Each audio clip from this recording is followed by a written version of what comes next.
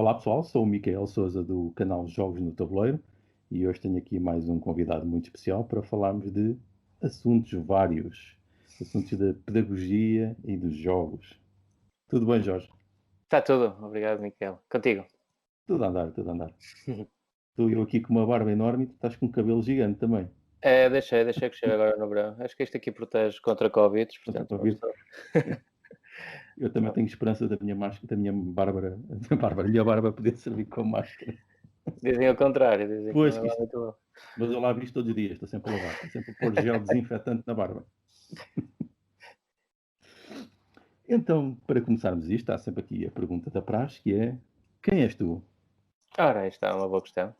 Ora bem, eu sou Jorge Rezende, estou com 40 anos, embora não pareça, tenho bons genes, e sou nascido e criado aqui na cidade do Porto, mais especificamente na zona de Matosinhos, junto ao mar. Tive duas saídas, que foram assim muito significativas na minha vida. Uma foi em 89, em que eu fui para a África do Sul. Vivi 3 anos em plena apartheid na África do Sul, até 92, num rapazito. E depois, mais tarde, saí do Porto para ir estudar o curso em que me formei, que é Psicologia, na grande Universidade de Coimbra, onde fui muito feliz e guardo muitas boas recordações, mas estas duas saídas de facto foram determinantes para o percurso que eu depois segui na minha vida. Atualmente estou a desenvolver um projeto que eu costumo chamar de estimulação cognitiva para crianças. Já o estou a fazer desde 2010, através do jogo de xadrez. Já trabalho com o jogo de xadrez como uma ferramenta pedagógica para colocar as nossas crianças a pensar. Eu acredito vivamente que se há algo que nós temos que focar é mesmo nesta parte de pôr estas cabeças a funcionar. E há coisa de 3 anos conheci os jogos de tabuleiro modernos. E foi uma desgraça para o orçamento familiar. foi um grande rombo. Mas uma Mas oportunidade de trabalho, não? incrível, incrível, incrível. Isto, de facto, abriu aqui uma caixa de Pandora, porque as possibilidades são imensas. Tem um potencial enorme para conseguir, de facto, aquilo que eu quero, que é pôr as crianças a pensarem e arranjarem formas de resolver problemas e serem assertivos, não acreditarem nas primeiras coisas que lhes dizem. E isto são ferramentas incríveis para conseguir esse objetivo. E acho que vamos ter tempo de explorar esses jogos aqui mais para a frente. Ok. Aliás, lá está, tinhas esta base do xadrez, e o xadrez é um jogo altamente influente, mas estes jogos de tabuleiro modernos é uma grande variedade, são muitas coisas, não é? Não é só um Sim, jogo. eu costumo dizer que o jogo de xadrez é o forte, é Uhum, aquele clássico que exatamente. saiu direitinho. Eu acho que este jogo deve ter vindo do espaço, porque, apesar de eu gostar muito dos jogos de tabuleiro modernos e cada vez estar-me a apaixonar mais por eles, porque realmente eles têm um potencial enorme, eu continuo a acreditar vivamente que o jogo de xadrez é o jogo onde consigo retirar mais, tendo a relação custo e benefício. Que é um jogo que qualquer um pode fazer, mesmo que não tenha dinheiro.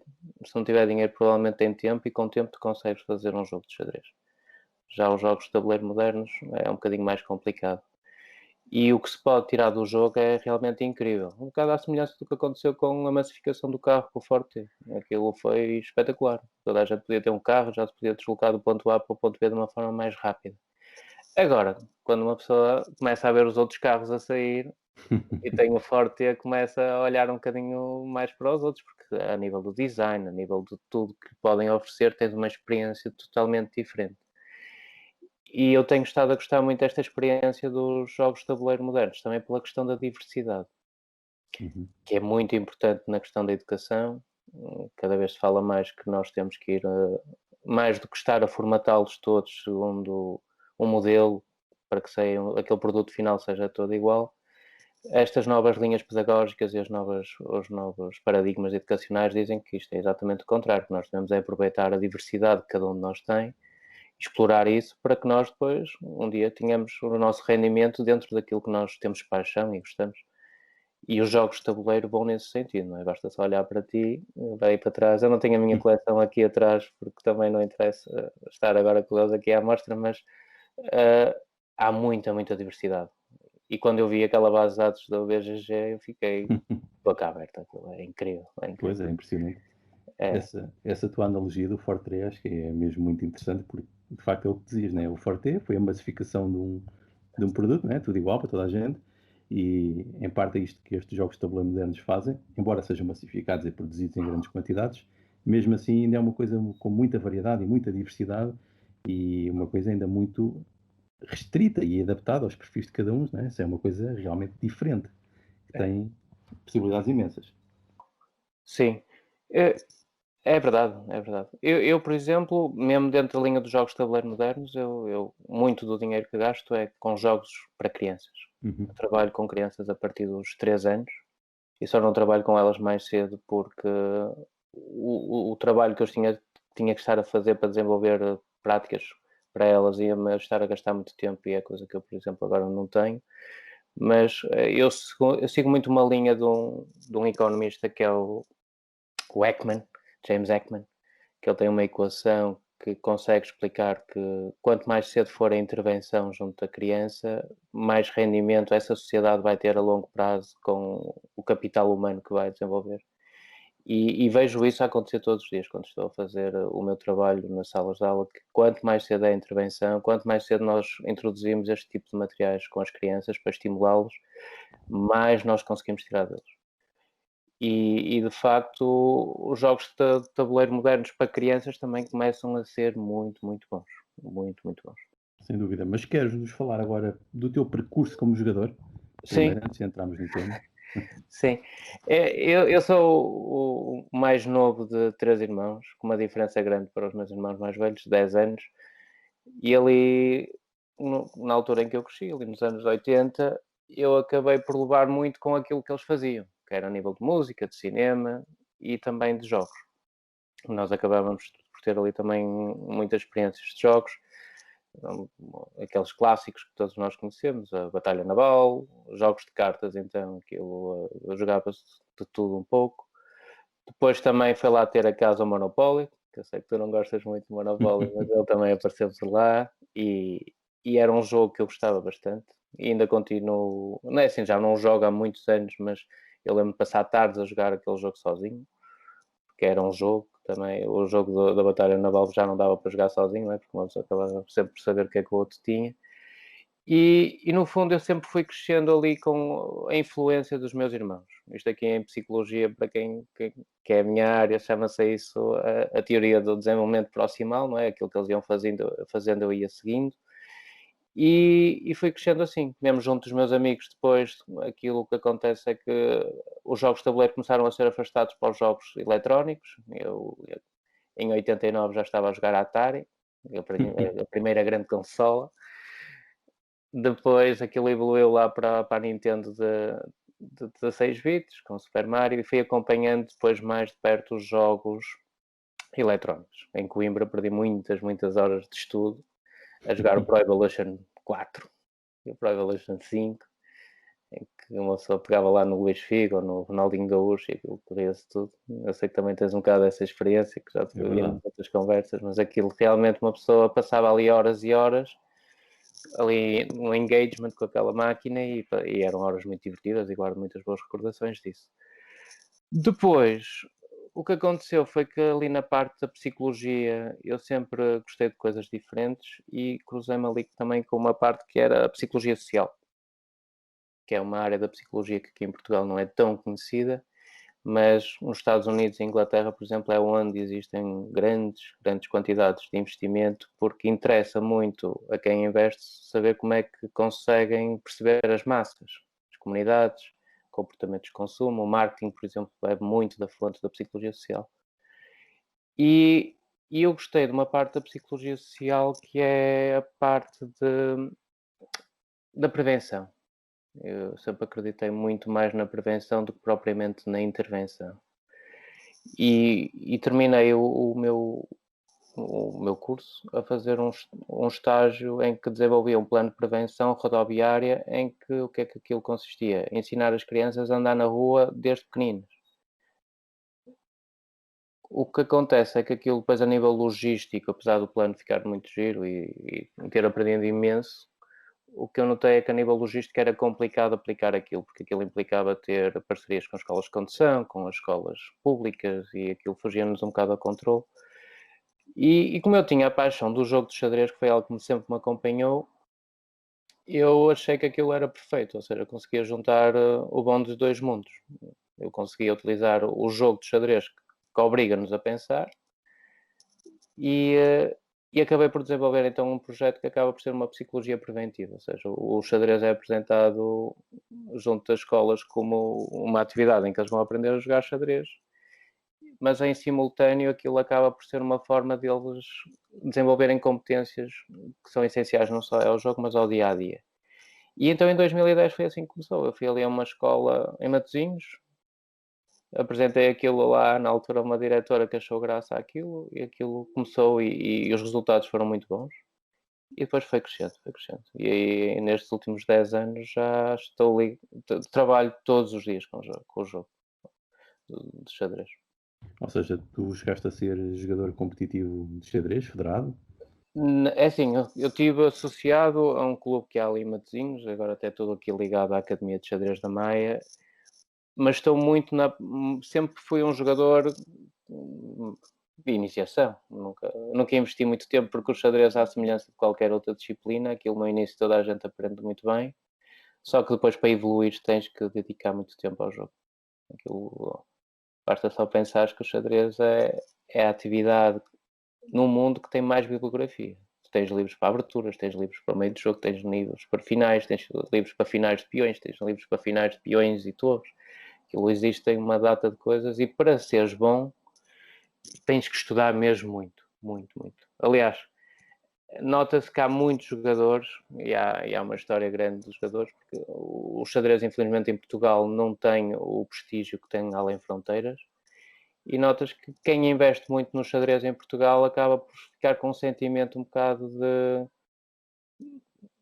de frustração, porque não acaba por ter o reconhecimento que tinha se ele investisse, por exemplo, esse tempo na engenharia ou na medicina, em que também é preciso estudar bastante, mas depois a nível de reconhecimento social há um reconhecimento para essas profissões. E a nível de xadrez, há um caso de xadrez em Portugal que é o António Frois, que foi o primeiro jogador a ser profissional em Portugal. E tu conheces o António Frois? Ouviste falar Não, sobre ele? não. Pronto, portanto, mas é uma pessoa que fez um caminho excelente. Ele foi agora até campeão europeu de veteranos e ninguém sabe, no fundo, quem ele é, a não ser quem está na área do xadrez. E isto para dizer o quê? Eu nunca investi muito tempo na área do xadrez para ser um jogador de topo, porque havia que aquilo não ia dar os frutos que eu gostaria que tivesse. Uhum. Mesmo a Eu acho que nível isso mundial, já não o é o que era, top não é? 100 é que consegue realmente viver bem de xadrez, porque depois tens, por exemplo, ali na zona da este da Europa, pessoas que têm ali uns elos muito fortes, acima de 2.800, Uhum. 2.300, mas mesmo assim têm que ir trabalhar Claro, todos os claro. dias, e chegar ao dia, chegar, ainda ter que estudar, estar com o computador à frente para tentar evoluir mais um bocadinho. E a partir de um certo nível, tu tens mesmo que estudar muito no xadrez para ser muito, muito bom. Isso que estás a dizer é curioso, porque provavelmente o xadrez sofre do efeito de ser um jogo. E em Portugal a conotação com o jogo, à exceção do futebol, não é? Do desporto, não tem uma conotação muito positiva. Mas mesmo assim, o xadrez tem uma conotação muito positiva comparado com os outros jogos, especialmente com videojogos e coisas do género. Até não é por acaso que nós vemos nos filmes e na literatura sempre Sim, aquele, o grande estratega é aquele que está a jogar xadrez antes de fazer ali um golpe qualquer coisa. É muito típico, é um lugar comum nós vermos esse tipo de coisas, não é? Portanto, é no nosso, verdade, é verdade. nosso imaginário coletivo, o grande estratega é aquele que joga xadrez, não é? Normalmente é sinónimo de pessoa inteligente ou pessoa com capacidade intelectual. Portanto, Sim. é curioso dizer isso. A história do xadrez, para quem conhece, é uma história incrível. Uma história incrível. Basta só pensar que o jogo tem mais de 1000 anos. E para um jogo com mais de 1000 anos chegar aos dias de hoje é porque ele tem realmente alguma coisa de especial. E ele, de facto, durante as épocas que acompanhou a humanidade, foi, no fundo, também tendo um peso nas diferentes épocas em que esteve. Então, ali na altura da Guerra Fria, aquilo foi o seu auge. Não é? Aquilo eram duas grandes potências que só não estavam à porrada com a Guerra Fria, não é? Porque tinha ali aquela oportunidade de se desafiarem uns aos outros num tabuleiro de jogo. E aqui em Portugal, na altura, acompanhou-se muito essa grande batalha, Bobby Fischer, não é? Contra o Spassky. E depois também começou a apareceu um grande, na altura, um grande jogador que ainda toda a gente conhece, que é o Garry Kasparov, que também é tipo um Cristiano Ronaldo. Ele mudou tudo. A maneira como se pensava o jogo de xadrez foi completamente alterada com o Garry Kasparov. Embora muitas pessoas, e quem conhece o Garry Kasparov sabe que ele tinha um feitio um bocadinho especial e não é toda a gente que gosta dele, mas a nível do que ele fez no tabuleiro realmente foi incrível. E quem acompanhou o jogo de xadrez nessa altura, de facto viu coisas incríveis. À semelhança do que nós vemos com alguns fenómenos que vão aparecendo, no ténis ou na Fórmula 1. Agora, atualmente o xadrez também tem assim um fenómeno. Tem o Magnus Carlsen, que também não sei se conheces, mas é um puto que com 13 anos empatou contra o Garry Kasparov. Sim, um fora de série. E o que está a acontecer agora no xadrez é isso. Estamos a ver um fenómeno a acontecer outra vez. Isto para dizer o quê? Que as pessoas realmente relacionaram muito da história do xadrez a essa parte do intelecto. E quando eu pergunto a alguém, olha, quer jogar xadrez, as pessoas até dizem, não. Partem de um pressuposto que é curioso que aconteça no jogo de xadrez, que é, eu quando jogar xadrez eu tenho que ser bom. Mas isto, por exemplo, já não acontece no futebol. Uma pessoa para jogar uma peladinha, toda a gente vai. Mas se eu disser, olha, mas para a semana vai jogar com a seleção, não, se calhar, não, a seleção eu não tenho. Mas com o xadrez há toda esta expectativa que quando eu tenho que jogar xadrez, eu tenho que jogar muito, muito bem. Há ali uma exposição também a nível de como é que se pensa o jogo.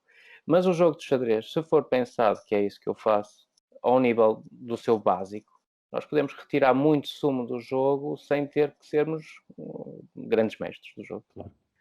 Não é? E para a criança que não conhece o jogo, nem tem o estigma de que tem que ser bom no jogo, não é? As crianças arriscam bastante, é um jogo e conseguem tirar muito divertimento do jogo para, no fundo, eles depois irem para casa e dizerem aos pais, eu quero jogar xadrez contigo, e os pais ficam todos contentes, com naturalidade, eu tenho aqui um gênio que quer jogar xadrez comigo.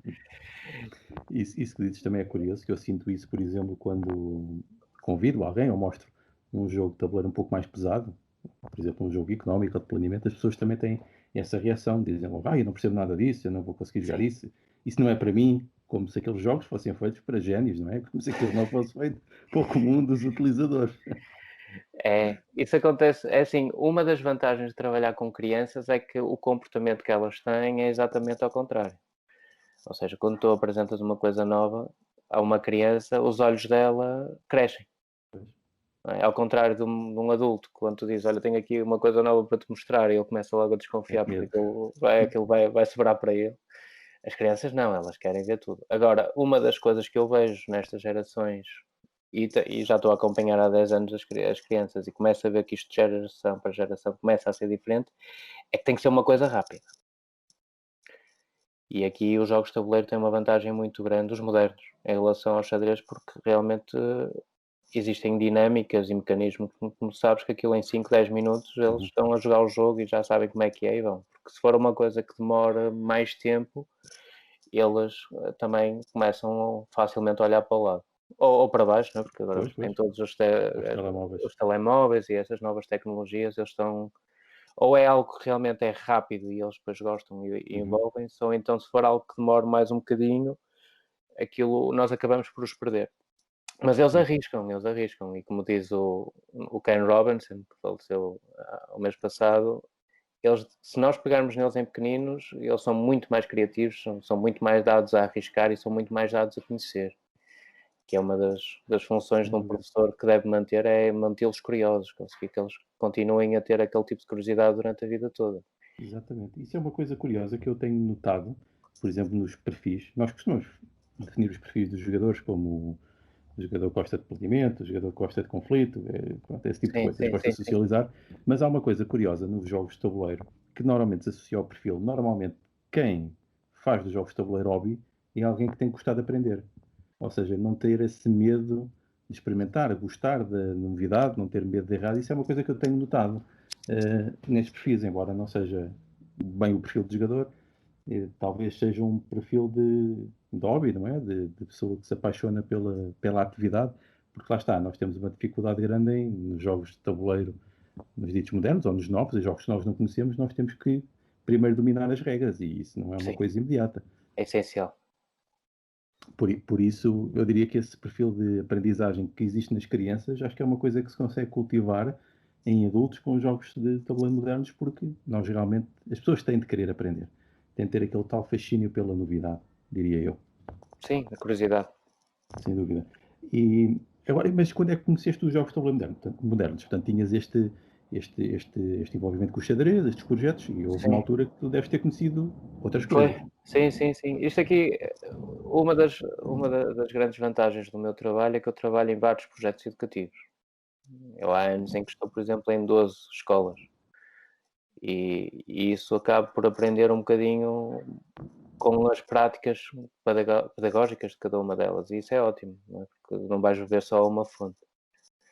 E num dos projetos com que ainda estou, o diretor, agora que somos grandes amigos, ele também tem este bichinho pelos jogos. E ele já conhecia os jogos há mais tempo que eu. Ele, na altura que estudava, já jogava ao Catan e outro tipo de jogos que eu nem conhecia na altura. Mas recordo-me um dia de entrar lá no colégio e vê-lo a jogar com as crianças um jogo que é o 1, 2, 3. Não sei se conheces, de vir. Penso que não, nunca joguei. Que até é um jogo que aquilo simula uma quinta e depois tens uns porquinhos e umas ovelhinhas. E aquilo é um jogo muito giro porque obriga as crianças a estar focadas, porque aquilo tu largas os animais, eles têm que olhar para a dinâmica que aquele lançamento fez e depois de repente eles têm que fechar os olhos e nós retiramos um dos objetos e eles têm que descobrir qual é que desapareceu ou qual é que mexeu. E aquilo, na altura fiquei a olhar para aquilo e achei aquilo fascinante, porque aquilo, a nível de competências, porque depois quando começas a trabalhar nesta área, como eu estou neste molde de desenvolver competências, as crianças tinham que estar atentas. As crianças tinham, ao fim de algum tempo, perceber que só estar atento não chegava, que tinham de desenvolver algumas estratégias para conseguir apoiar a memória. Depois, vias que eles tinham que ser bons no lógico dedutivo, porque aquilo, se têm três animais e desaparece um, eles depois podem fazer, como tu ainda há dias estavas a explicar para um dos teus convidados, pelo efeito de hipótese. Se não é assim, Uhum. por isso só pode ser isto. E na altura o que eu até pensei foi, eu consigo fazer isto com o xadrez. Em vez de ter os animaizinhos, eu faço isto com as peças de xadrez, desaparece um peão e eles depois têm que responder. Depois têm os jogos de cartas com os xadrez, portanto, eles também, aquilo depois para responder, para não influenciar o grupo, tu tens que responder com cartas. Portanto, aquilo, o jogo, eu, na altura, depois até fui logo comprar o jogo, mal saí do colégio, fui logo à FNAC buscar o jogo e estive a estudar o jogo e achei aquilo incrível. E o Tiago, lá o diretor da escola, como viu que eu gostei, passado algum tempo eu fiz anos e ele ofereceu-me o Dixit. Ok. E pronto, uma pessoa conhece o Dixit. E, e aquilo foi, o Dixit foi brutal. Um jogo completamente, não é? Eu tenho-te acompanhado e tu em todas as dinâmicas, tens sempre lá um Dixitzinho, porque aquilo dá para mil e uma coisas. Exatamente. Tem lá sempre um de lado, É, ou é, para usar diretamente, ou como uma segunda hipótese, caso seja necessário, consoante a sim. dinâmica esteja a decorrer. Eu gosto de apresentar muito o Dixit, por exemplo, como um jogo aberto, é um material aberto. Que Uhum. aquilo tem aquele procedimento, tem aquela mecânica que eles te orientam, mas tu, ao dominares o material, tu podes fazer 30 por uma linha. Exatamente. Não é? Mas é preciso dominá-lo, é preciso que tu tenhas um antecedente em que tu pegues no recurso e saibas, ok, é quase como uma receita, não é? Tu podes seguir uma receita que venha ou então dizer, não, com estes ingredientes eu posso misturá-los de outra forma e isto pode sair uma coisa totalmente diferente, mas não deixa de ser bom na mesma. E pronto, e depois conheci o Dixit e andei à procura na altura de mais. Mas mais nas lojas, até na FNAC e assim, que aquilo na altura tinham, eram poucos. Há 3 anos a FNAC tinha para aí uma prateleira de jogos de stand. Uhum. E eu também, como não os conhecia, e eles eram ainda um bocadinho caros, eu também não podia estar a arriscar, porque eu comprei um que depois já não correu tão bem. E depois eu disse, não, tenho que ter calma, também não posso estar agora a comprar tudo que me aparece à frente. Que é uma tendência que nós temos. Uma certa tendência. Depois, no fim desse ano, isto aqui estamos a falar em 2018, foi 2018. Depois, no fim desse ano, então, eu tive a oportunidade de ir fazer uma formação a Braga para dar apoio a uma convenção de jogos que lá ia existir. E foi lá que eu realmente vi assim uma prateleira parecida com essa que tu tens aí atrás de ti e vi muita coisa. Eu conheci o Board Game Geek, vi o que é que lá tinha, conheci a comunidade e vi que eles tinham lá muita coisa gratuita, portanto aquilo começou-me a interessar. Eu, olha, isto é malta que pensa da mesma maneira que eu. E que não só é uma comunidade virada para os jogos, mas também é uma comunidade aberta ao mundo. Portanto, quem quiser tem que investir tempo para conhecer isto bem. Pronto, depois ainda tive a primeira convenção de Braga, fui lá ver, e aquilo de facto, quando tu vês, aquilo na altura foi lá naquele mosteiro, e tu vês as pessoas a jogar ali, aquilo na altura foi em dezembro, com frio, aquilo era fresquito, e a malta mesmo assim lá com os cobertorzinhos ali a jogar no tabuleiro, é isto, eu gosto. E foi aí que eu comecei a entrar no mundo de jogos modernos. Depois tive a oportunidade de vos visitar também em Leiria. À semelhança do que eu fiz em Braga, também me propus ir aí ajudar-vos com a convenção de jogos, especialmente na parte das famílias, que é a parte em que eu me sinto mais à vontade. E eu parecia que já estava a trabalhar convosco há muito tempo, porque aquilo só mudou foi o recurso, que eu estava habituado a jogar com xadrez, e ali, no fundo, acabei por ter muitos mais jogos, aprendi bastante nessa tarde que tive convosco, e depois comecei a fazer eu a minha própria coleção. Comecei a conhecer as marcas, comecei a comprar os jogos mais dentro daquilo que eu precisava, que era para crianças. E o ano passado já consegui ter 4 projetos a jogar com os jogos de tabuleiro moderno. E aos pouquinhos, quando eles conseguem alcançar os objetivos de xadrez e aquilo a nível de objetivo já está completo e ainda tenho tempo, começa a aparecer os jogos de tabuleiro modernos também ali no meio do xadrez. Porque então, se eu quiser, no fundo, imagina que, e é um dos objetivos que eu tenho, por exemplo, com uns 3, 4 anos, que é fazer com que eles consolidem a noção de quantidade, não é? Porque tu tens pequenitos e sabes que dizes assim, olha, eles sabem a lenga-lenga, 1, 2, 3, 4, ok, mas olha, vai-me ali buscar 4 peças, eles vêm com uma mão cheia, portanto, isso mostra que a noção de quantidade ainda não está consolidada. Mas se eu pegar, por exemplo, nas cadeiras do Mistacos, e começar a espalhá-los numa sala e disser, olha, vai-me ali buscar 4 cadeiras, em vez de ser peças de xadrez, dá facilmente para introduzir outro jogo e eles já estão ali a trabalhar e a desenvolver competências. Qual é a vantagem do Mistacos em relação ao jogo de xadrez? Posso trabalhar também as cores. Porque aquelas cadeiras têm ali as 4 cores, portanto, em vez de ser só o branco e o preto, olha, quero que tu me vais buscar, por exemplo, 4 cadeiras azuis. E ele vai lá e eu vejo se ele tem a noção da cor direitinha, se ele já tem a noção de quantidade. Depois aquilo dá para fazer, só com o jogo Mistacos eu tenho para aí umas 30 dinâmicas. Imagino. E depois aquilo é um material resistente, para já, sim. já me partiram 2 cadeiras, portanto... E não é muito caro, não é muito caro. Não é, não é. Eu, por exemplo, o Mistax eu costumo usar muito para fazer a diferença entre o processo competitivo e o colaborativo. Sim, dá. Muito imediato, dá para fazer muito bem com aquilo. Dá. E semi-cooperativo, também dá para fazer. Também. E é muito visual porque tu vês, a pilha cresce ou não, e isso é o sucesso da atividade. É muito imediato, é muito tangível aquilo que se consegue fazer com esse jogo. É um bom jogo, é um bom jogo. E na altura até falei com o Nuno e para tu veres, eu quando vou para uma sala de aula eu já levo 4 jogos Mistacos. Porque aquilo depois, se eu quiser fazer dinâmicas que impliquem mais cadeiras, tem que ter mais recursos, então aquilo acaba... E é giro, ver assim 4 caixas de Mistacos todas misturadas, aquilo cria um efeito visual, as crianças ficam loucas, elas gostam mesmo muito.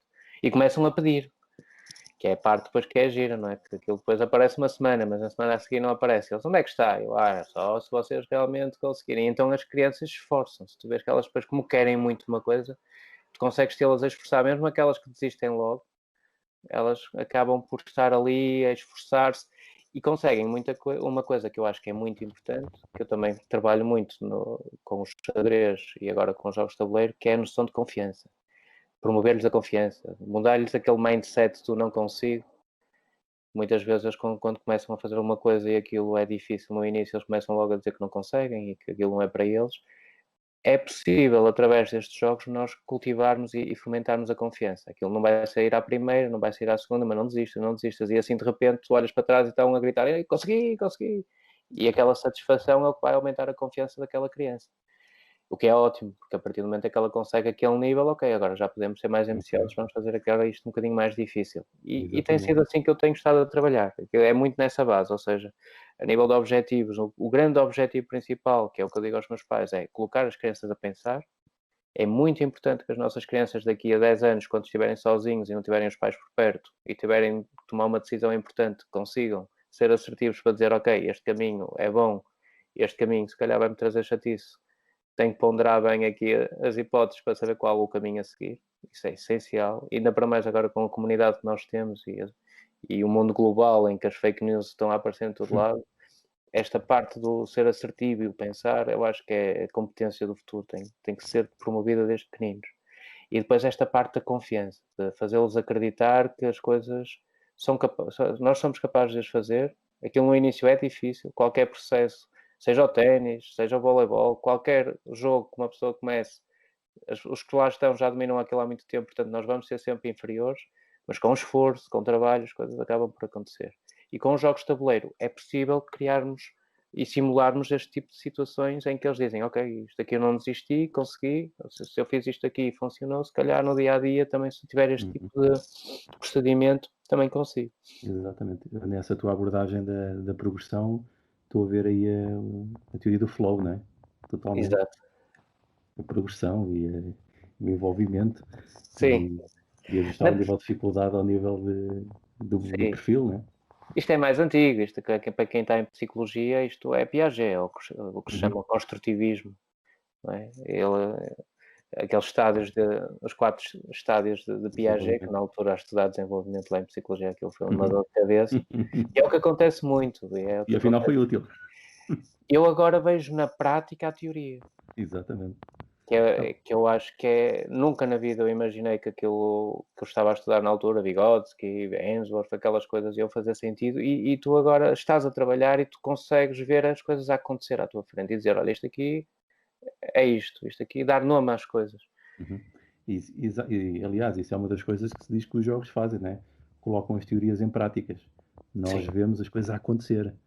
Miquel, eu digo aos professores, quando eu começo a apresentar isto aos professores, e eles têm tempo para me ouvir, muitos deles depois chegam a uma altura que fogem, eu digo, pá, isto nunca mais vai acabar, é fugir. Mas uma pessoa começa a se entusiasmar e nunca mais acaba. Isto aqui são livros. Tal como eles pegam num livro, num manual, não é? Não adianta termos uma biblioteca se não pegarmos num livro e não o lermos. Mas isto aqui, se nós pegarmos num jogo, é como um livro. Aquilo, nós dizemos assim, ok, isto aqui dá para trabalhar isto aqui dá para trabalhar aquilo. Mas é preciso que eles realmente se envolvam e que vejam isto como materiais de trabalho, como ferramentas pedagógicas. Porque eles para já veem isto como os jogos que eles jogaram quando eles eram mais novos.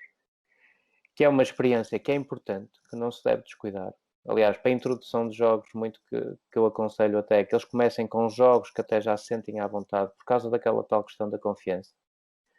Não há mal nenhum de começarmos a jogar, a fazer uma dinâmica de jogos em que se comece com, por exemplo, com o jogo do Galo, com o jogo do 4 em linha, que são jogos muito simples, mas em que eles, como já dominam aquilo, é fácil de cativá-los para jogar aquilo. E depois complicar o processo ali, a dizer, olha, se calhar agora vamos complicar isto com esta variante, ou com este mecanismo, ou com este processo. E aquilo eles, ok. Basta só pensar, por exemplo, o jogo do Galo é um jogo que eu utilizo para eu perceber se uma criança já está a pensar ou não naquilo que está a fazer. Porque tu vês aquilo logo na hora a acontecer, ou seja, está quase, o adversário está quase a fazer a linha e ele chega lá, em vez de defender, tenta fazer uma linha também, é porque ele não está a processar a informação, ele não chegou lá e não viu o que é que estava a acontecer. Mas é um jogo nível 1, é o que eu digo. Eu só consigo, por exemplo, apresentar o tipo de dinâmicas quando eu sei que a criança vai olhar, vai pensar e vai fazer um output daquilo que analisou. Se ele não fizer, se esse processo não estiver a acontecer, não vale a pena estar a introduzir mais material, porque isto vai entrar por um lado e vai sair pelo outro, porque ele não vai acomodar essa informação. E então eu tenho vários jogos que acabam por facilitar essa visualização, para perceber, ok, ele já chegou a este patamar, ele já está a dominar este processo, vamos agora acrescentar mais um bocadinho. Ou seja, já podes passar depois para um quango a seguir. Já. Aliás, olha, um dos últimos jogos a quem eu fiz isso, que agora até ficou muito atual, que é o Vírus, O Vito já conheces. Ok, sim. O Vito, por exemplo, eu jogo com crianças de 4 anos. Uhum. Aquilo, no fundo, é um jogo em que eles têm que tomar decisões. E como é que eu faço aquilo a nível de progressão? O nível 1 é sem tratamentos, ou seja, é só vírus e órgãos. E eles têm que contagiar e curar, portanto só metem essas cartas. Depois aquilo vai aumentando os níveis, introduzindo tratamentos. Olha, isto aqui está a giro, mas agora vai haver aqui um ladrão de órgãos. E com este ladrão vocês podem roubar o que quiserem. E aquilo, o jogo fica totalmente diferente. Porque aquilo depois com essa carta já conseguem fazer altos que depois não conseguiam. E os níveis como é que são? Com a introdução dos tratamentos. Portanto, aquilo é um jogo que acaba por ter 6 ou 7, são 6 tratamentos, portanto são 6 experiências diferentes que eles vão tendo durante o jogo. Uhum. No nível 6 já estão a jogar o jogo, já podem jogar contra um adulto e muitas vezes ganham, porque aquilo depois tem a variante da sorte, não é? Claro, ajuda, nivela. Mas a parte da gestão de recursos, não é? Tu tens ali as 3 cartas, tens que escolher o que é que vais fazer, a tomada de decisão. Portanto, é um jogo também que funciona muito bem. E os jogos de cartas têm essa questão, lá está, da fluidez, que é rápido, eles têm que tomar decisões relativamente rápidas. E são jogos que eu meto muito nos jogos de tabuleiro modernos. E há jogos de Jogos de cartas cartas muito são, interessantes. Aliás, são dinâmicas para 5, 10 minutos, portanto aquilo para estas crianças é incrível. por exemplo, são os pós-jogos do Rainer Knizia. Há coisas fantásticas, simples, rápidas e assim de aplicar. E outros que têm saído ultimamente também muito interessantes. Aliás, mas isso que tu estás a dizer da introdução gradual de regras, eu, por exemplo, é assim que eu faço. Aliás, já tiveste em algumas atividades dessas. É assim que eu faço na utilização séria de jogos, mesmo com adultos. Pois. Ou seja, nós não podemos dar as regras todas às pessoas de uma só vez, porque É muita provavelmente elas informação. não vão lidar bem com aquilo. Temos de estar ali a facilitar e a acompanhar Claro. e introduzir. Então, mas e agora de um modo mais geral, queres explicar mais ou menos que tipos de iniciativas é que tens feito, assim de um modo resumido, para as pessoas perceberem que tipo de coisas é que tu fazes mais concretamente? Ou seja, nesta escola fazes assim, naquela fazes assado. Que tipo de coisas é que tu ofereces nesta tua abordagem para meter as crianças a pensar? Ok. Então, lá está, tenho o xadrez. O xadrez já é apresentado como uma atividade em que eles aprendem a jogar o xadrez e como tenho aqui no fundo a Associação de Xadrez da Maia também para dar continuidade para o que eles querem seguir, portanto o xadrez é nessa linha. Depois o que eu faço muito e é aí que eu acho que até a comunidade de jogos tem feito um trabalho muito bom e eu ainda não consegui fazer aqui na zona onde estou, mas gostava, que é introduzir os jogos e o hobby às famílias, para que os pais também entendam que existe mais para além daquilo que eles conhecem com os telemóveis ou os shoppings. Conseguem estar em casa com as crianças durante algum tempo a divertirem-se. E para isso o que é que eu faço? Fazia antes do Covid. Tinha ali um espaço em Matosinhos em que ia lá com a minha coleção de jogos e punha os jogos disponíveis para eles experimentarem e jogarem com as crianças e passavam ali uma manhã connosco. Manhã passava a correr e eles ficavam também a conhecer os jogos e a dizer isto realmente é diferente, eles gostaram. E no fundo o objetivo dessa atividade era dar a conhecer o mundo dos jogos de tabuleiro, que eu acho que ainda está assim um bocadinho escondido e é importante que existam esse tipo de atividades para as pessoas saberem que existe, para as pessoas depois fazerem o caminho que eu fiz e aqueles que realmente gostarem irem à procura e saberem o que é que há e depois, quem sabe até irem à procura dos jogos de edição portuguesa e dos editores e até terem jogos mais completos, porque isto aqui, como nós sabemos e tu sabes muito bem, há jogos em que uma pessoa fica a conhecer um tema se o jogar durante 1 ou 2 horas. Estou a pensar aqui, por exemplo, no Vinhos, ou então mesmo noutros jogos que têm temas muito específicos e uma pessoa chega ao fim daquele jogo e já fica a dominar muitos conteúdos daquela área. Embora para já só me apareceu um pai assim que depois foi à procura de jogos e depois disse-me que tinha descoberto uns jogos mais complicaditos, mas que estava a gostar.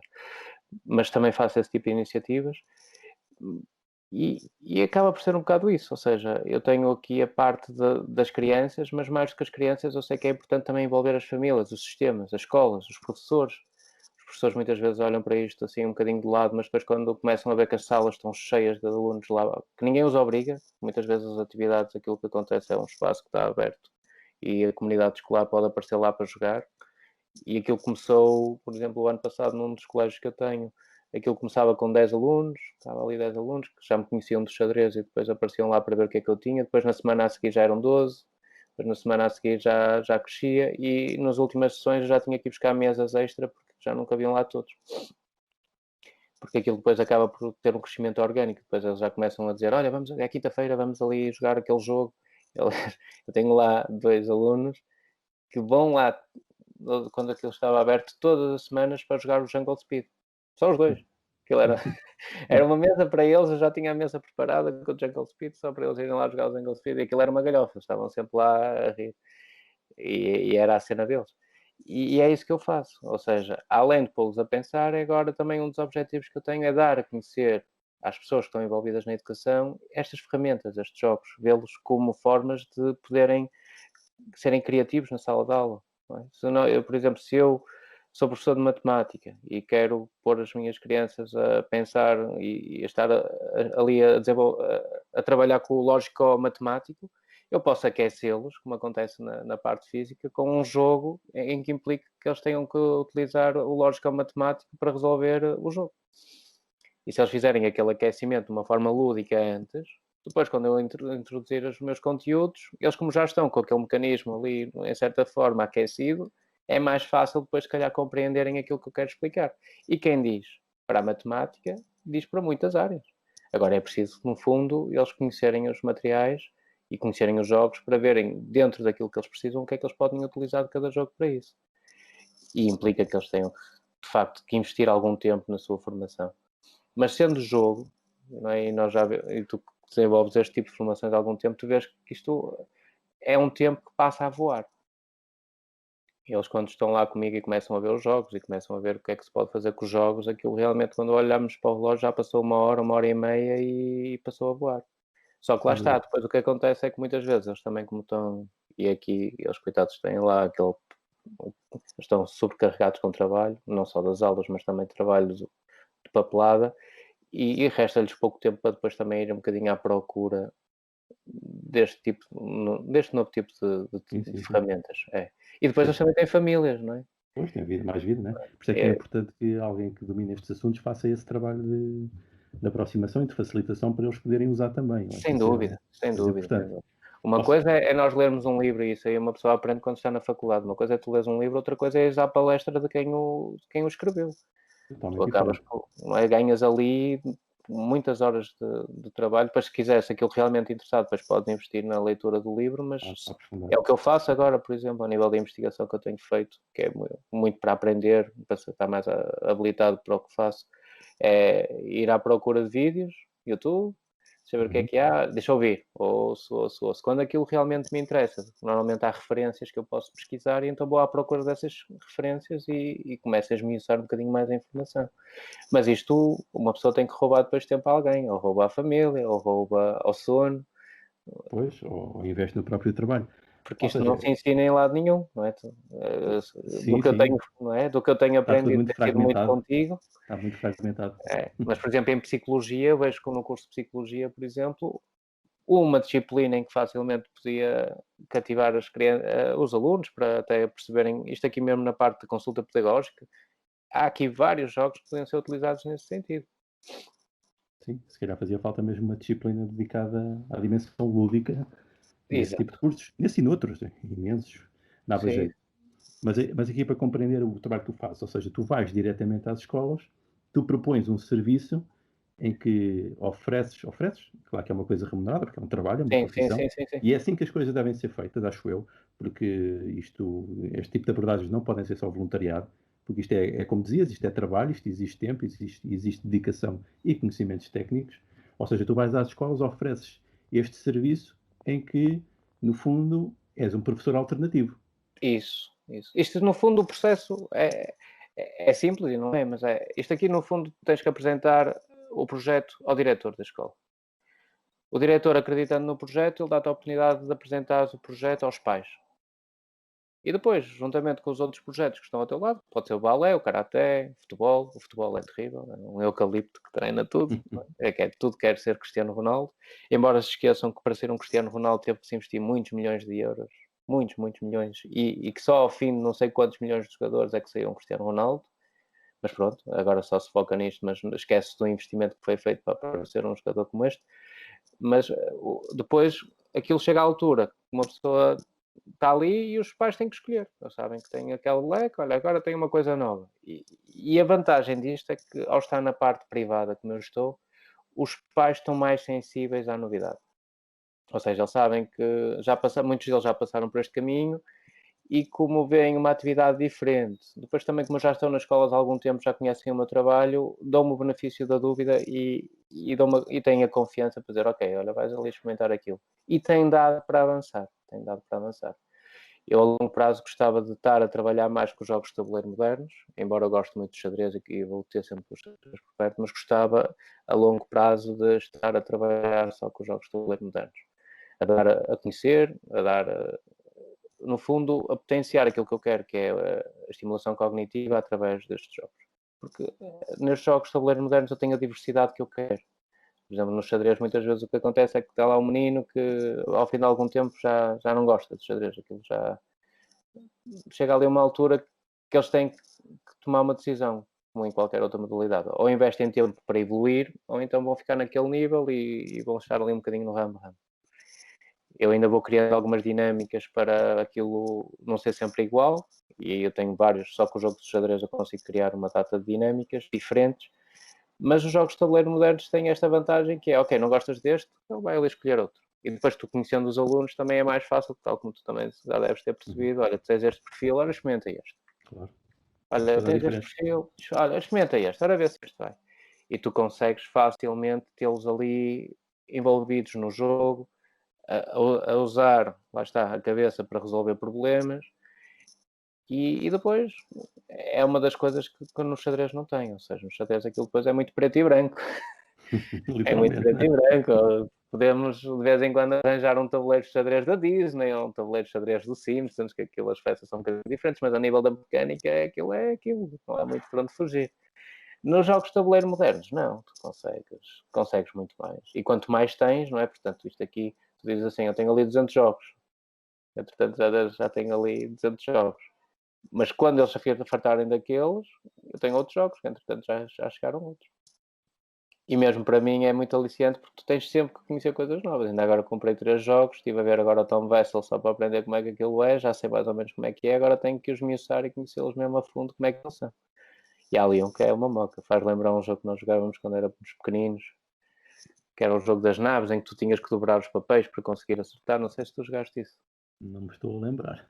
Aquilo tu Mas tinhas, provavelmente jogavas sim. muito na primária em que tu tinhas que fazer umas naves e depois tu dobravas o papel e tinhas que fazer tipo, mandar umas balas que depois tu recalcavas aquilo e vias se tinhas acertado mesmo na nave ou não. E há aqui agora um jogo que eu arranjei que a mecânica é um bocadinho essa, tu vês um labirinto e depois tu tens que traçar uma linha para conseguir fazer o labirinto sem traçar, sem bater nas bombas e nem nos maus. Ok. É o Luni Quest. Luni Quest, sim, sim, sim. Tenho ali Poxa, também. portanto, aquilo a nível de percepção, um jogo para Sim, percepção, sim. para tu estás a olhar e ao mesmo tempo tu estás a imaginar uma coisa diferente, Sim, sim. é brutal, é brutal. Tens que ver no espaço.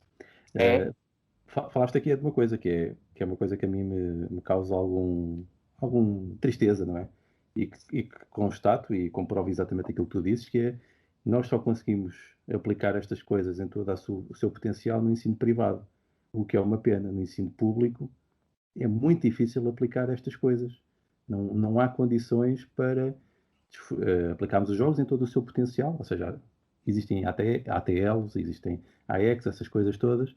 No entanto, elas estão muito formatadas para aquilo que é o processo, que é não nos isso. dá a liberdade para explorarmos os jogos como devia ser. A nível do público, além desse problema, também há um problema que é grande, que é a questão das massas, não é? Ou seja, tu no público, depois se quiseres fazer alguma coisa, tu estás um bocado limitado, porque depois, de repente, tu tens 50 turmas e tens que ter Pois, 50 pessoas prontas para dar essa resposta. O que implica fazer muitas coisas às vezes à pressa, o que não é bom. claro. Portanto, é quase me dar um tiro no pé. Embora, e há outra coisa também que eu noto muito, que é no público tu não tens controle sobre o processo. Estás sempre à mercê da decisão de alguém, tu não consegues decidir se aquilo vai andar para a frente ou não, porque tu vais estar à espera de uma resposta que pode vir ou não. E é uma pena, de facto, é uma pena. Mas o processo da interação é um bocado assim. Não só nos jogos de tabuleiro, mas no geral. No geral. O público e o particular são mundos distintos. O que é uma pena, porque a educação, como nós sabemos, devia Esse é universal, não é? devia ser universal, devia ser o amortecedor social, não é? Para haver aqui uma equidade entre práticas e que todos tivessem as mesmas oportunidades, mas isso é na teoria, porque na prática Na não é isso prática que não é eu bem vejo. assim. Não é isso que eu Não é bem vejo. assim. Embora também não se pode descuidar dos bons exemplos que existem no público que de vez em quando aparecem. Claro. É quase como naquele jardim em que não está tudo ali, está tudo ali ao abandono e de repente aparece ali uma flor e uma pessoa destaca-se porque de facto há ali um trabalho que muitas vezes é supra-sumo, que é com o sacrifício de alguém. E é o que eu tenho visto, muitas vezes as coisas acontecem porque há um professor ou um grupo de professores que realmente se dedicam muito, muito, mas quando eu digo muito, é muitas horas do seu tempo, deixando para trás muitas vezes as famílias e os amigos, para que aquilo realmente aconteça. Só que depois, à semelhança do que acontece em qualquer outra área, se esse grupo desaparece, o O projeto também projeto morre. desaparece, porque não há depois uma continuidade. Porque isto implica, tal como qualquer organismo, que isto tenha vida, tenha sangue novo sempre a aparecer. Eu acho que existe uma vantagem grande se houver uma aposta nisto, se envolvermos as crianças no processo. Se nós tivermos as crianças daqui a uns anos a serem adultos com o bichinho dos jogos, eles vão continuar a querer os jogos e no fundo a confiar nas vantagens dos jogos. E daí eu apostar muito do trabalho que eu faço nesta parte do pré-escolar e dos mais pequenos, porque acredito que um dia mais tarde vão ser eles que vão estar a tomar conta disto e aí eles dizem, não, eu tive aquela experiência, aquilo ajudou-me, portanto eu quero investir nisto. Aliás, se nós repararmos, a nossa geração que está a fazer grande parte disto, nós já tivemos jogos na infância, não é? E os nossos filhos provavelmente vão usar os jogos a um nível Sim. muito mais intenso e muito mais coisas que nós nem imaginamos provavelmente hoje, não é? E imagino eu. Sim. Mas pronto, eu tenho mesmo muita pena do ensino público não estar tão bem preparado para isto como o privado. Mas pode ser que isto mude, pode ser que isto mude. Eu pessoalmente, a mim, aflige-me, sinceramente. Eu acho que aqui a fórmula para isso, mais do que focar no que está a correr mal, é olhar para os que estão a fazer bem. E há projetos que realmente estão a fazer bom trabalho. E tentarmos arranjar uma forma da comunicação ser mais assertiva entre nós para nós aproveitarmos essas práticas. E tu tens feito um excelente trabalho nesse sentido, porque ao fazer as entrevistas com os diferentes intervenientes que estão a trabalhar por gosto no hobby, nós sabemos com quem é que nós podemos falar para depois também melhorarmos os nossos processos. Mas se houvesse aqui, de facto, também uma comunicação mais assertiva entre nós e uníssemos esforços nesse sentido, o bom exemplo que acontece na Zona A de ser uma referência para quando nós queremos apresentar, por exemplo, um projeto aqui na Zona B. Exatamente. E isso aí, no início, é partir pedra. É um trabalho muito chato, como tu sabes muito bem, que às vezes uma pessoa, para ganhar 1 centímetro, tem que se esforçar mesmo muito. Mas o caminho é esse. Quando uma pessoa segue um caminho novo, não é? É muito mais fácil seguir o caminho que já toda a gente vai. Quando uma pessoa quer fugir do caminho, Claro. É muito sai-nos mais do duro. corpo. Muito mais E o duro. que eu digo, não é? Na parte da psicologia, se há 20 anos me dissesse, olha, tu vais estar a trabalhar em psicologia com estes moldes, aliás, nenhum professor nos formata para isto, não é? Porque aquilo é tudo, vocês vão acabar isto, vão ter o vosso gabinete, ou então vou trabalhar para uma empresa, ou então vou trabalhar para... Não há uma linha que vos diga, olha, a área da psicologia é assim, e vocês se virem uma oportunidade, ou se vocês acreditam em algo que podem fazer na parte da psicologia, vocês têm mais é que acreditar e andar para a frente. E uma pessoa vai sem rede, não é? Uma pessoa está a trabalhar, eu sou trabalhador independente e quem é trabalhador independente sabe bem que uma pessoa é tipo o circo, é sem rede. Se aquilo uma pessoa cai, mas olha, levanta-se outra vez e vai outra vez falar para cima da linha. Sei bem o que isso é na parte académica, de ok, vou por este caminho dos jogos e tal. Até depois quem é que nos vai apoiar? Se calhar quase ninguém, porque ninguém domina isto também. É isso, É é isso. espetacular. E enquanto não houver o reconhecimento social, ou seja, enquanto não for uma coisa de massas, tu vais estar, à semelhança dos jogadores de xadrez, vais estar sempre ali muito, muito vulnerável, porque as pessoas depois não te vão dar o valor que realmente tu tens, porque nem sequer conhecem a área, portanto eles nem sabem o que é que Nem tu sequer fazes. percebem. Nem sequer É percebem isso, o é isso. que está em causa. E tu podes ser a solução para muitos dos problemas. Porque uma das coisas, e quem está a acompanhar a educação mais de perto sabe, é nós temos que fomentar muito esta questão da criatividade, porque nós não sabemos como é que o mundo vai ser daqui a 5 ou 10 anos. Exatamente. Daqui a 5 a 10 anos vai haver profissões muito mais diversas do que aquilo. E o que é que eles têm que ser? O que é que nós temos que ser? Temos que ser bons a pensar para resolver situações que vão aparecer, como esta do Covid. Não é? Nós tivemos que arranjar aqui soluções. E temos que ser criativos. E para quem trabalha com jogos sabe que quando nós estamos a jogar, nós temos que estar sempre a tomar decisões, não é? Com os mecanismos que temos, com os processos que temos que tomar, com os recursos que nos dão, nós temos que estar sempre ali a tomar decisões e temos que ser criativos. Temos que ser criativos porque aquilo, se usarmos sempre a chapa 5, vai chegar uma altura que já toda a gente conhece a chapa 5 e aquilo já não vai dar nada. Exatamente. E aí vem a inteligência artificial e pronto, e nós ficamos obsoletos enquanto pessoas. É um perigo, é um perigo. Eu deixei de ver documentários acerca da inteligência artificial porque era informação a mais. Mas o caminho vai por aí. O caminho vai por aí.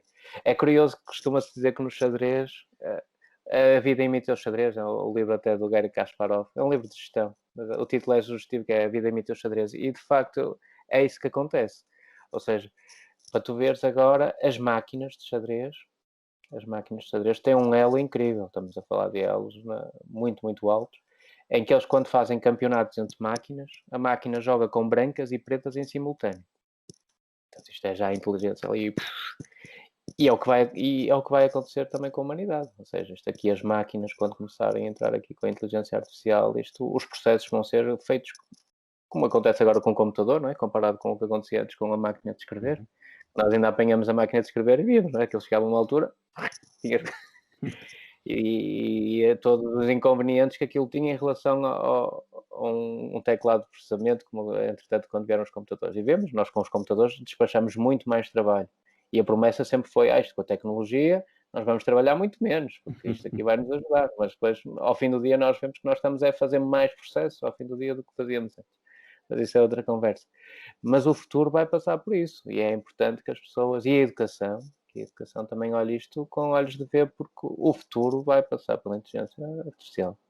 E quem está ligado a isto e conhece mais informação acerca disso que nós, está muito mais convencido de que as pessoas vão ter que se adaptar a uma nova realidade.